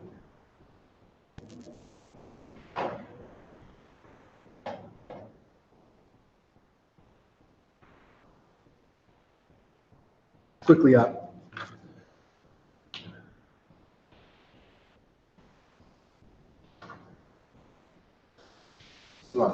Go ahead. Judith chapter 10, verse 2. She arose where she had fallen down and caught her maid and went down into the house, in the which she abode in the Sabbath days and in her feast days. Right. So she stayed on the roof for the battlement. Not the battlement. The battlement is the area on the edge of your roof, like a little ledge to keep people from falling down and dying. That's in the law. All right. But she slept on the top on her roof in a tent because her husband had died out in the field. He had a stroke. Okay. He had a stroke outside. I'm not sure if that was a heat stroke or a little stroke. He asked that on Thursday, but nonetheless, the scriptures say he had a stroke and he died. And since he became a widow, she ate on the feast days, the Sabbath, and other days she went without food, and she stayed at the top of her house in a tent. She came down to dwell in her actual house during the Sabbath days and the high holy days. Continue. Matter of fact, skip down to verse. 1 second. Skip down to verse 4. Verse 4. And she took sandals upon her feet. Matter of fact, no. Read verse 3. Verse 3. And pulled off the sackcloth which she had on, and put off the garments of her widowhood, and washed her body all over with water. Put off the garments of her widowhood. What are the garments of your widowhood? Sackcloth, mourning. You understand? And she wasn't trying to look beautiful, but she took that off and did what? She took a shower. Read on. And anointed herself with precious ointment. And did what? And anointed herself with precious ointment. She anointed herself with precious ointment.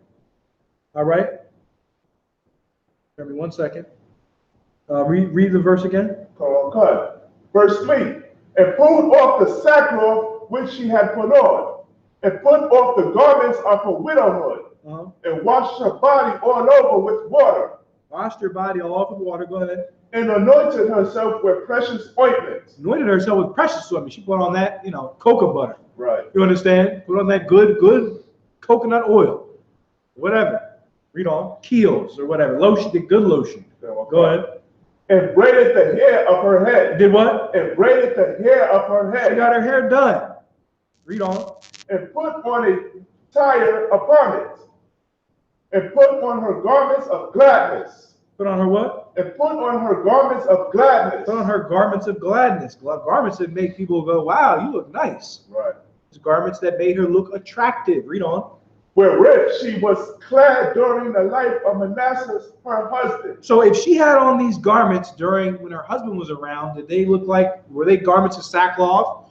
Were they potato sacks? Hell no. These were clothes that make her husband well pleased. Right. You understand? Clothes that made her look beautiful. Clothes that were modest. You understand? This woman got dressed up in clothes that would make her husband glad. Those were clothes that were what? Attractive. Read on. From verse 4. And she took sandals upon her feet and put about her bracelets and her chains and her rings and her earrings and all her ornaments, and decked herself bravely to allure the eyes of all men. To do what? And to allure the eyes of all men that should see her. To do what?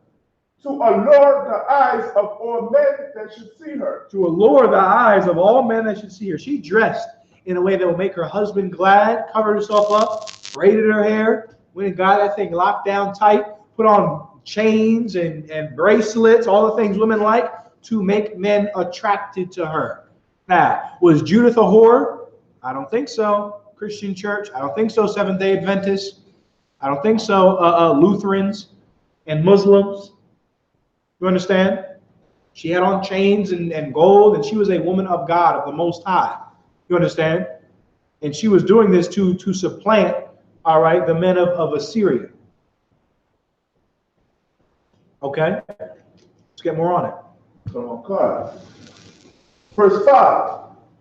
Then she gave her maid a bottle of wine and a cruse of oil, and filled a bag with parched corn and lumps of figs, and with fine bread. So she folded all these things together and laid them upon her. Let's get down to verse 7. Verse 7. And when they saw her, that her countenance was altered. Was what? That her countenance was altered. Was what? And her countenance was altered. They saw that her countenance was altered. Now, was she sinning for doing that? No. She changed her countenance. She took a bath, a shower, took off the potato sack she had on, sackcloth, clothes of her widowhood, and she put on clothes that would make her husband glad, and altered her appearance. Her countenance was altered. All right? Makeup is done to alter your countenance. All right? She put it on, and she was a woman of God. She was a righteous woman. Read on. Oh, God. And her apparel was changed. Okay. They wondered at her beauty very greatly. They wondered at her beauty very greatly. Now, was she wearing Lululemon yoga pants? Was she wearing the stuff that just reaches into the damn crack of the behind, tucks into it? You understand? Like the Marinas Trench, like the San Andreas Fault, tucks right in. No. She was dressed in a way that would make an Israelite man, okay, a man in the truth, glad that was her husband.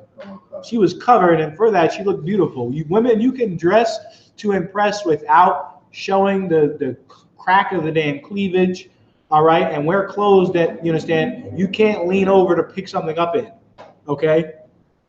You can do it. Well, Judith did it, all right? Not Cardi B, but Judith. Read on. Verse 8. And said unto her, verse 8, the power and the power of our fathers give thee favor, and accomplish thine enterprises to the glory of the children of Israel. Man, the Israelites saw her, men in the truth, keeping the law, saw her and said, damn, Most High give you favor. You understand? Do this that you're going to do. She went about to use her feminine charms to seduce a man. Okay? Not for the bag. Not for the Fendi and Gucci and all that other nonsense. Not for have F him, then I get some money. Which is what Cardi B said in that damn song last year. You understand? But she did it to save her people from the stinking heathens and to give glory to the Most High power. All right? That's what she did. All right? She did it lawfully. Drop me down to verse 19. Verse 19. And they wondered at her beauty. Now, these are the heathens, the Syrians, all right? Iraqis and Iranians and, the Borats. Okay, read on. And admired the children of Israel because of her. And every one said to his neighbor, who would despise this people that have among them such women? Now, who would despise these people that have, you know, Mexican women? Right. My goodness. That's right. Brazilian women. Right. Forget about it. Colombian women. Peruvian. You understand? Argentinian. Right. Chilean. So-called black women from America and the Caribbean and Haiti. Dominican women. Right. Native American Indian women. Seminole Indian women. That's a bad roster. Oh, you understand? That's a bad lineup. Who would hate these people? They looked at her and were like, man, why are we fighting them? They forgot why they were fighting. Right. They saw this woman was so bad. You understand? And not bad meaning bad, but bad meaning good. You understand? To quote Run DMC. Read on. Oh, God. Surely it is not good that one man of them be left. And they saw this woman. She was so like, they were like, yo, she's so bad. We got to kill these men out. Break that down. We can't leave one of these men left. Anyone know? Meaning, if this woman looks like this, imagine how cunning the men must be to keep her. Right. You understand? Like heathens have culture too, meaning they have a culture of women with beauty, and women with beauty in heathen cultures often do what? Run around and have sex with everybody. Everybody that's a millionaire, Jeffrey Epstein, Donald Trump, you can spank. She'll spank Donald Trump on the behind with newspaper, and they'll have sex for 30 seconds. You understand? Yeah, and every damn millionaire and billionaire she's going to go out and have sex with. She's going to go to Dubai, and those Dubai men are going to defecate and urinate on her. You understand? And do whatever nasty debauchery they like to do. You understand? But they saw this woman, and she wasn't a whore. She wasn't running around with everybody. And how beautiful she was. They're like, yo, we gotta kill all these men out. Because they got women like this, they're going to take over the whole earth. It's going to say that. Read. Oh, my God. Who being led go might deceive the whole earth. If we leave the men around, these cats is obviously so manipulative. They're going to manipulate the whole earth. They're going to supplant the whole earth. You understand? We're Jacob, Israel. You understand? Right. You got to be able to understand to supplant your woman. Supplant a woman, you know what I mean? Supplant, meaning to entice her. Entice a woman and keep a woman. You understand? It's one thing to get a woman. Getting a woman is easy. You know what I mean? Okay. That's easy. Keeping a woman and keeping her mind engaged and her mind aroused. What I mean, I don't mean that sexually. I mean keeping her on her toes, on her peak, at her peak. You understand? That takes skill and salt, craftsmanship. You understand? You develop craftsmanship in here, the craftsmanship of keeping a woman.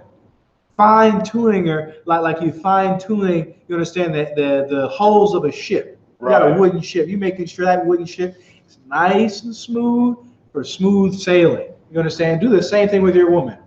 Fine-tune her to make her nice and smooth for that smooth sailing. You understand? That is your relationship. All right? Change it up. Do this one day and do that. Do little things. Things that make you go, I got to do this. You understand? But go out of your way to keep her. Men of the heathen saw this and were like, yo, we got to kill all these men out. Because they got women like this staying with them, they're going to subvert the whole earth. This woman was beautiful, and she altered her beauty to attract the heathen. You understand? Not to have sex with them, but to destroy them. You understand? And so a woman can beautify herself. A woman of God did it. A woman of the Most High, all right? Judith did it, okay? And she did it nothing like Cardi B, all right? Cardi B would do it and would, you understand, have sex with anything that wouldn't run as fast as she would, literally. Women, she would have sex with women and men to her account, all right? One of the city girls is in jail right now for credit card fraud. They literally have sex with men and have sex with him until he's broke, like they say on the damn rap videos, allegedly. You understand? They in jail over it. That's not what Judith did. She was beautiful, not to have sex with the heathen, to cut their damn head off, which is what she did. All right? So that's it on the beauty. Yes, women had nose rings, tongue rings. That's lawful. Makeup, things to alter their countenance is lawful. Getting their hair done, braided. You understand? That's lawful, but that's not what professes godliness. Just like a man's garment doesn't make him righteous. His acts do. And a woman should pride herself in her acts and her virtue. All right? Also from Padazah. What chapter was that? I missed that. Judith, the 10th chapter. 10th chapter. All right? Do you have any questions?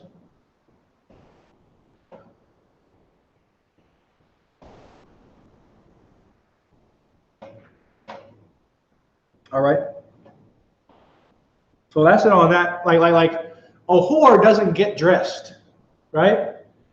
A woman gets dressed. A whore doesn't have any clothes on. So she's not actually dressed. But a woman that's beautiful, that adorns herself, she adorned herself. A whore does not adorn herself. A whore has no clothes on. Okay, this woman adorned herself. All right, she dressed in a way that was beautiful without dressing like a whore. All right, which is what you can do, Black, Hispanic, and Native Indian woman. Give me 1 Timothy 6:20. All right, some rules on beauty, how a woman can dress, how a woman cannot dress. All right, what a woman should do and what she should not do. All right, your righteousness should supersede anything you have on your body. All right, because you're going to die, your body's going to go, but your spirit will always be here. You understand? Do you want to be judged for having, you had a Fendi bag, but you died? You understand? You can't take your Fendi bag with you to court with the Most High. The Most High is not going to judge you based on the Fendi bag you had, based on Louis Vuitton, all right, based on the kind of clothes you got, the kind of sales, the kind of dresses you purchased. He's going to judge you based on your acts, Black woman, Hispanic woman, Native Indian woman. We all die and go before the throne of the Most High, not in Gucci bags, all right, with our nails done, okay, but as our spirit. And the Lord weighs our book of our acts against the book of life, all right? And you return to earth in your given state based on what you did. All right, give me 1 Timothy 6:20, Officer from Partisan. Shaw, give me Wisdom of Solomon 8:14. Okay, what was that again? 1 Timothy 6:20. Like, you still want Toby, though. Toby 10. No. So it was Judith 10 I meant. Get we already read that too. Give me 1 Timothy 6:20. Officer Shaw, give me Wisdom of Solomon 8:14.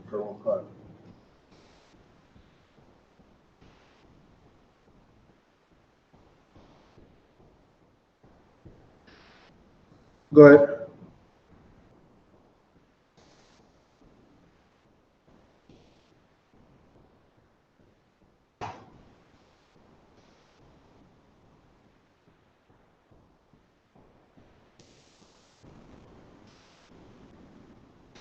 Like you want 1 Timothy 4:20?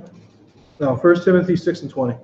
1 Timothy chapter 6, verse 20. Go ahead. O Timothy, keep that which is committed to thy trust, avoiding profane and vain babblings, and oppositions of science, falsely so called. You want to avoid statements about science that are false. You understand? What's one thing about science that's false? The idea that we evolved from monkeys and from apes. The so-called white man is a loser on the earth. Prove that. Let's get the Officer from Partisan. Give me Genesis 4:20. The white man is a loser on the earth. And right now, the loser is ruling the planet Earth, which is why the water's bad, the food tastes like garbage. You understand? Everything's too expensive. All right? Animals are dying. We're being murdered. All right? On the damn streets. Homosexuality is being pushed because the loser is running the damn earth. The wicked white man, woman, and child is running the damn earth. All right? He says we came from apes, but he's an idiot. Okay? Charles Darwin is a damn fool. Okay? You didn't evolve from a damn ape or a monkey. We're going to prove that in the Bible. When you have what I want, Officer Partisan, I'll read. Trooper Shaw, you can drop Wisdom of Solomon 8:14. I don't need that. So that's on another topic. 1 Genesis 4:20. 4:12. Prove the white man is a damn loser. Go ahead. Genesis chapter 4, verse 12. When thou tillest the ground, it is not henceforth yield unto her strength. Right. That's another reason why the food tastes terrible, has no damn nutrient content in it. Okay. And the damn earth needs to take a multivitamin. Okay. Because the earth shall not give forth her increase, her yield. Okay. Grapes are supposed to be as big as this damn cup. You understand? Apple is supposed to be, as big as your damn head.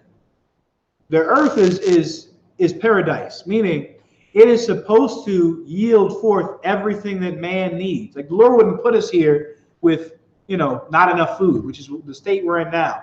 The Lord wouldn't put us here with food that doesn't sustain us nutritionally, which is the state we're in now. The food is terrible and bad because the white man, the man after the spirit of Cain, is in charge. All right. And the Lord made a rule, a law. He established it, saying that the earth would not give forth her increase. Read on. Unto her strength, and a fugitive and a vagabond shall thou be to the earth. Fugitive and a vagabond. He's constantly trying to escape judgment, right? Because, okay, if we're evolved from chimps, right, then his murder and him being barbaric is what? We're descended from chimps. Watch a documentary about chimpanzees. They are brutal. They kill other chimps, plot on other chimps to destroy them, and yell, and they're ferocious animals. Now, if we'd evolved from them, well, me blowing your head off, we evolved from chimps. We all have a capacity to destroy, which we all do have a capacity to commit evil, but the Lord made us in his image. He gave us the capacity to do rightly, all right, to do righteousness, all right. The white man is a fugitive, and he's trying to be a chimpanzee is an ape. It's him trying to escape judgment. The judgment is that he's a wicked, and for his violence, he's going to be destroyed. All right, not for him being evolved from a damn ape, okay, because of his violence. White man is the liar and the devil on the earth. Let's get 1 Corinthians. Let's go to 1 Corinthians chapter 15 and verse 37. All right. Officer Rampadas, I want you to have Psalm 19 and 7 held for me, all right?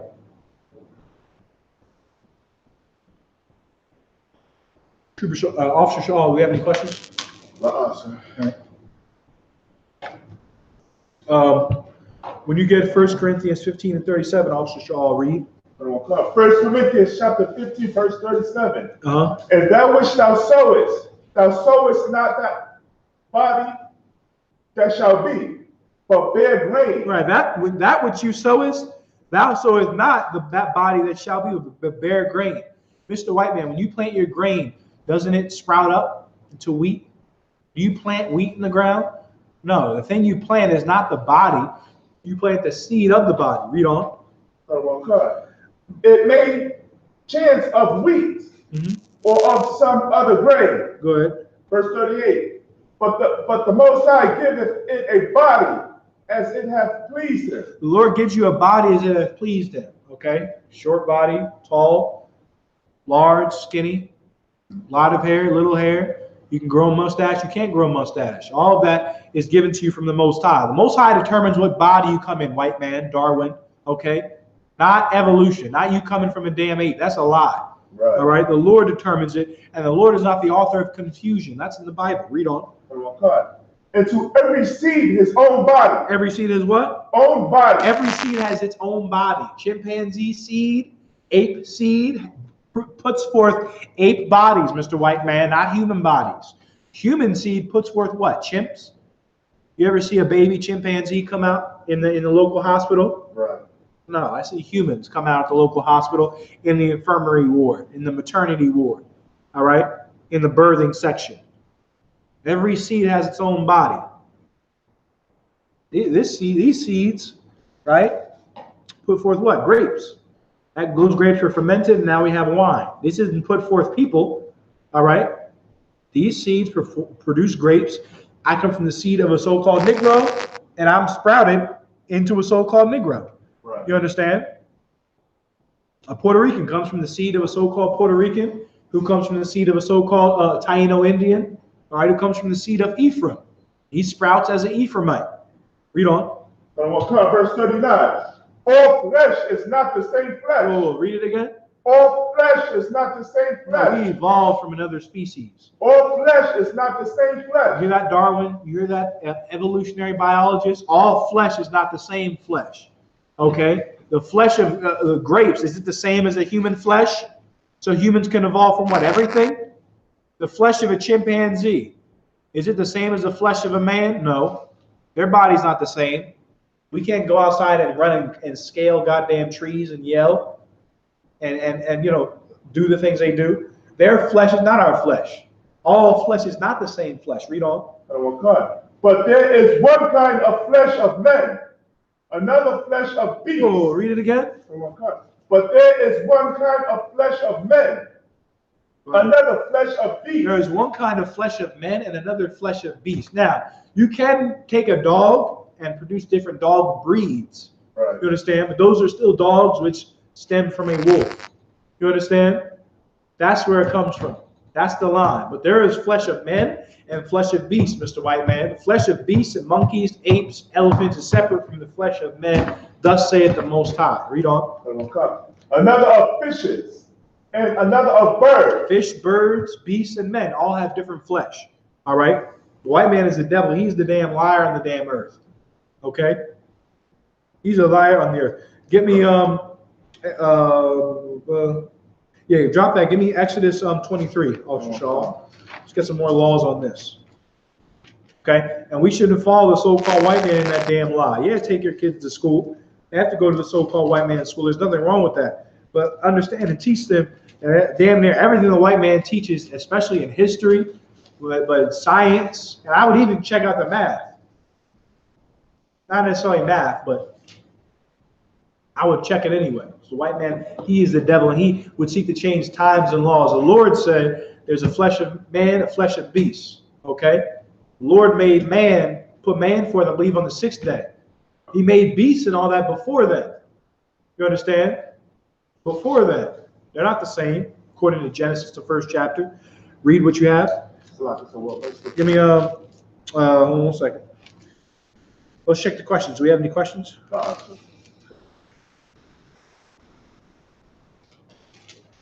Give me Exodus chapter 23 and verse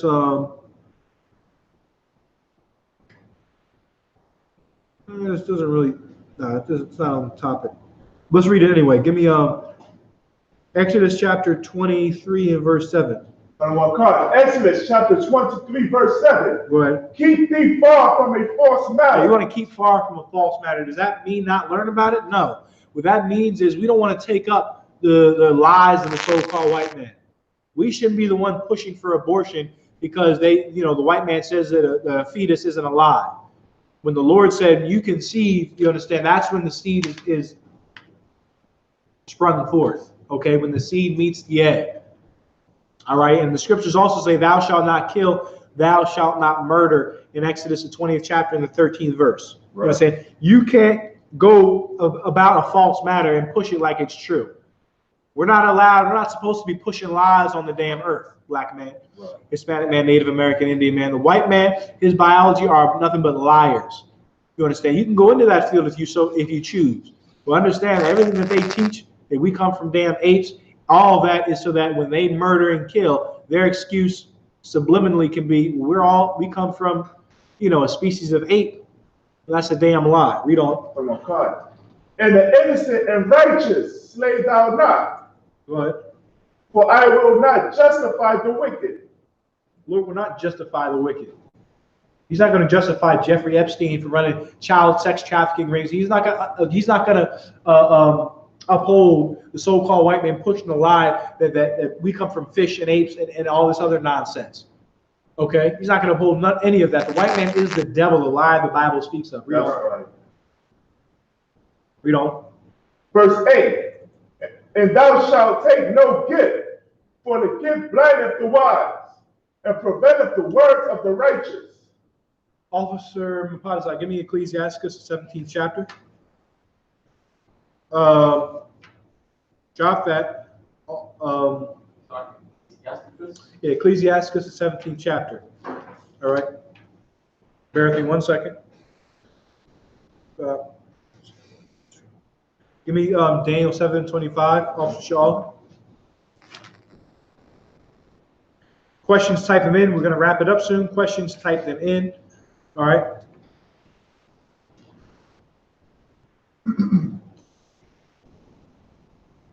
Go ahead. Daniel chapter 7, verse 25. And he shall speak great words against the Most High, and shall wear out the saints of the Most High. He shall speak great words against the Most High. The Lord is not the author of confusion. According to the white man, the Lord is the author of confusion. In the Supreme Court of the United States, the same place where they said that homosexuality is constitutional, guess what they have in the damn walls of the Supreme Court building? The 10 Commandments. They got Moses holding the 10 Commandments. In the same building, they allowed homosexuality. But according to the writings of Moses, homosexuality is an abominable act. Right. You damn idiot. Right. You taking up the Bible, saying that you're righteous, saying that God we trust is going to convict you devils. You saying that this is a nation that follows the Most High, it's going to convict you devils, all right? Because you're nothing but liars. You speak great words against the Most High, talking about America, all right? The imperial America under Donald Trump, all right? And Britain under Boris Johnson, and Brazil under Jair Bolsonaro, and Canada under Justin Trudeau. Read on. It shall wear out the saints of the Most High. They wear us out with this nonsense, and with this murder and drugs and whores and child molestation and the Roman Catholic Church and their lies. Read on. And think you change times and laws. He'll think to do it. He'll think to say we came from apes. Think to say that homosexuality is an alternative lifestyle. Think to say that pork is the other white meat. He would seek to change times and laws. And now more than ever, the law and this law class is extremely important. It's extremely important to understand the law, to have it in you like you have the lyrics to a song. Right. You ever notice how you get the lyrics to a song like that? But you gotta, what scripture was that again? What law was that? Nah, you should have that like lyrics to a song. The only way you're gonna get it is if you play these classes like lyrics to a song. You understand? Listen to it constantly, these classes. Finish the verse. And they shall be given into his hand until a time and times, and a dividing of time. Period of time. That time and times, the dividing of time, that's almost up. Almost up. Read on from Mapatazah. Whatever you have. Ecclesiastes 17:5. 17 verse 5. They received the use of the 5 operations of the Lord. They received the use of the 5 operations of the Lord. This is the law. This is the ordinance of how man was put together. Read on. And in the 6th place, he imparted them understanding. And in the 7th speech in the interpreter of the cogitations thereof. Speech and the interpreter of the cogitations thereof. Animals don't speak. Okay, parrots do not speak. Whales do not speak. They communicate through much more basic means. He gave man speech, Mr. White Man. He didn't give chimps and apes speech. All right? He gave man speech. Read on. Verse 6. Counsel. He gave us the ability to reason. Animals aren't able to reason. All right? Read on. Counsel and a tongue, and eyes, ears, and a heart gave he them to understand. Go ahead. Verse 7. Without he filled them with the knowledge of understanding, and showed them good and evil. He gave them the ability of knowledge and understanding, the ability to know right from wrong. He made man in our image. Every man woman on the earth has the ability to keep the law. You understand? And showed them good and evil. Showed us, chiefly the Israelites, the benefits of keeping the law and the evil, the drawbacks of getting on the Most High's bad side, which is what? Favelas, the barrios, crack houses, mental health institutions, child protective services, jail, prison, all right? The graveyard. Read on. Verse 9. And he gave them to glory in his marvelous acts forever. Right, he gave us the glory in his marvelous acts forever, Mr. White Man, not the damn chimpanzees. All right? They don't have the law. The law he imparted to man, chiefly he imparted to the Israelites, who are going to make everyone else keep it by the force of power. All right? Drop that. Give me Psalms 19:7. Now, all this we were able to figure out. Not by going to Harvard and getting a degree in biology, not by going to Yale Law School, all right, and getting a practice in debate, but by reading about the law of the Most High, how the Most High put things together. Are we able to crush lies that the planet Earth to this day doesn't know a damn thing about? All right, and that proves one thing about the law in this class. Read the scripture. Psalms chapter 19, verse 7. Go ahead. The law of the Most High is perfect. Is what? It's perfect. Is what? It's perfect. The law of the Most High is perfect, black man, Hispanic man, Native American, Indian man. The law of the Most High is all-encompassing, and it covers every aspect of your life. Every aspect of your life. You understand? The law covers how you go to the bathroom, who you have sex with, what you do, what a woman should do on her monthly, a man, how he deals with his woman on his monthly, how to deal with your children, what to eat, what not to eat, what to do with your body, what to take into your body, what not to take in, what to do when you're ill, what to do when you have a wound, what to do when you have a skin infection. Every damn thing, and how to get into a land and to possess it. This law is set forth so that wherever we go, we're to rule the lands we're in, and to be an honorable people, not a twerking people, all right, not a drug dealing people, not a murdering people, but an honorable people wherever we go. That's in Deuteronomy chapter, the 4th chapter, the 5th verse. All right. With that being said, we're the Israelite School of Universal Practical Knowledge, started out of 1 West, 125th Street, Harlem, New York. Okay. Share this class and like this class and subscribe to the I.S.U.P.K online classes on YouTube. We got the Fire Weekend in Chicago coming up. Do not miss Captain Kantazar's lecture on the 12 tribes of the nation of Israel. Go to isupk.com. A small fee of $20, donation will get you access to the greatest 12 tribes lecture ever. All right. With that being said, I pass class over to Priest Officer Shaul.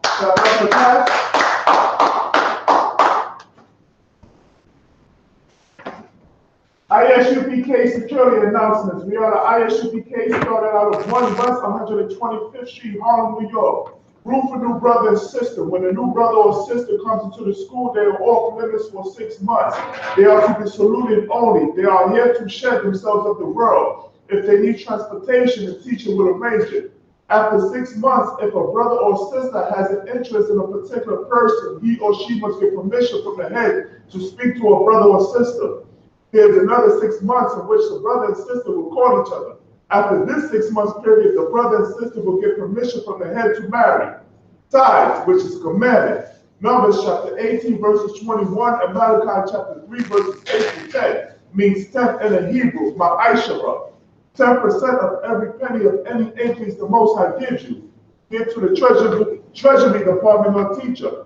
Priest fund, free will offering for priests, not mandatory. Whatsoever amount you would like. Upcoming holy convocations for September 28th is the memorial of the blowing of the trumpets, which will be on a Saturday here at headquarters. And also, this weekend is the Midwest Fire Barbecue. And also look out for Captain Kantazar's 12 tribe lecture breakdown. And then the upcoming High Holy Day or events, be sure to look on the back of your bulletin board. If anyone wants to be a trooper in the school, to start wearing all black, boots, shirt, pants, headband, scarf, and with that, men of Israel are modern, which means to stand. We're going to give one courtesy salute. That's right. We're going to say the prayers. Let's do the Lord's Prayer and the prayer for the power. All right. Sorrow upon your throne. We'll say the church with you. Sorrow upon your house with God. Sorrow upon your house with God. Turn and face the east. Lord's Prayer. Say it in Hebrew. But it won't come. Right. Lord's Prayer. The Lord's Prayer. Abanawa. Shabbat Shemaya. Kodai. I.S.U.P.K. Yahweh. Malakaka. Taba'ah. Ratazaka. Hayah. Aisha. Ba'arataza. Kawa. Hayah. Bashemaya. Nathalanawa. Lacham. Kal. Yawam. Wasalach lanawa. Kabawaf lanawa. Kasalach lanawa. Kabawaf lanawa. Wala'ah. Gabayanawa. Walasayawan. Abba. Hawashina. Maya. Ra. Kaya. Laka. Hamalakwa. Waha'ala. Wahatapa'ara. La'awalamya. Amar. In English. Our Father, which art in heaven, hallowed be thy name. Thy kingdom come. Thy will be done in earth. As it is in heaven. Give us this day. Our daily bread. And forgive us our debts. As we forgive our debtors. And lead us not into temptation. But deliver us from evil. For thine is the kingdom. And the power. And the glory. Forever. So be it. So we pray for the power and then we'll conclude it. Also, I read the English, all right? The power. You think you passed it.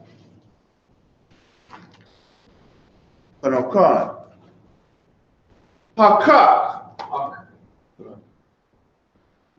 Yahweh, Ba'ashem, Ba'ashem, Yahushua, Yahushua, B'Kosham, B'Kosham, B'Thananaw, Hachak, Hachak, Lorapa'ah, Kamala, Wachamadawa, Hachak, Lata'ah, Hamatazaria, Hachak, Lahachoya,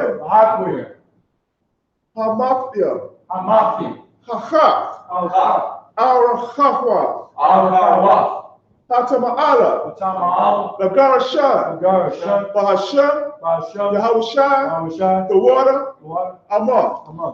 In English, it reads, Yahweh. in the name of Yahushua. In the name of Yahushua. Please give us the power. Please give us the power. Power to heal. The power to heal. In all manner of sickness. All manner of sickness. In all manner of disease. In all manner of disease. The power to cleanse the leper. The power to cleanse the leper. The power to raise the dead. The power to raise the dead. The power against unclean The spirits. power against unclean spirits. To cast them out. To cast them out. In the name of Yahushua. In the name of Yahushua. Thank you. Thank you. So be it. So be it.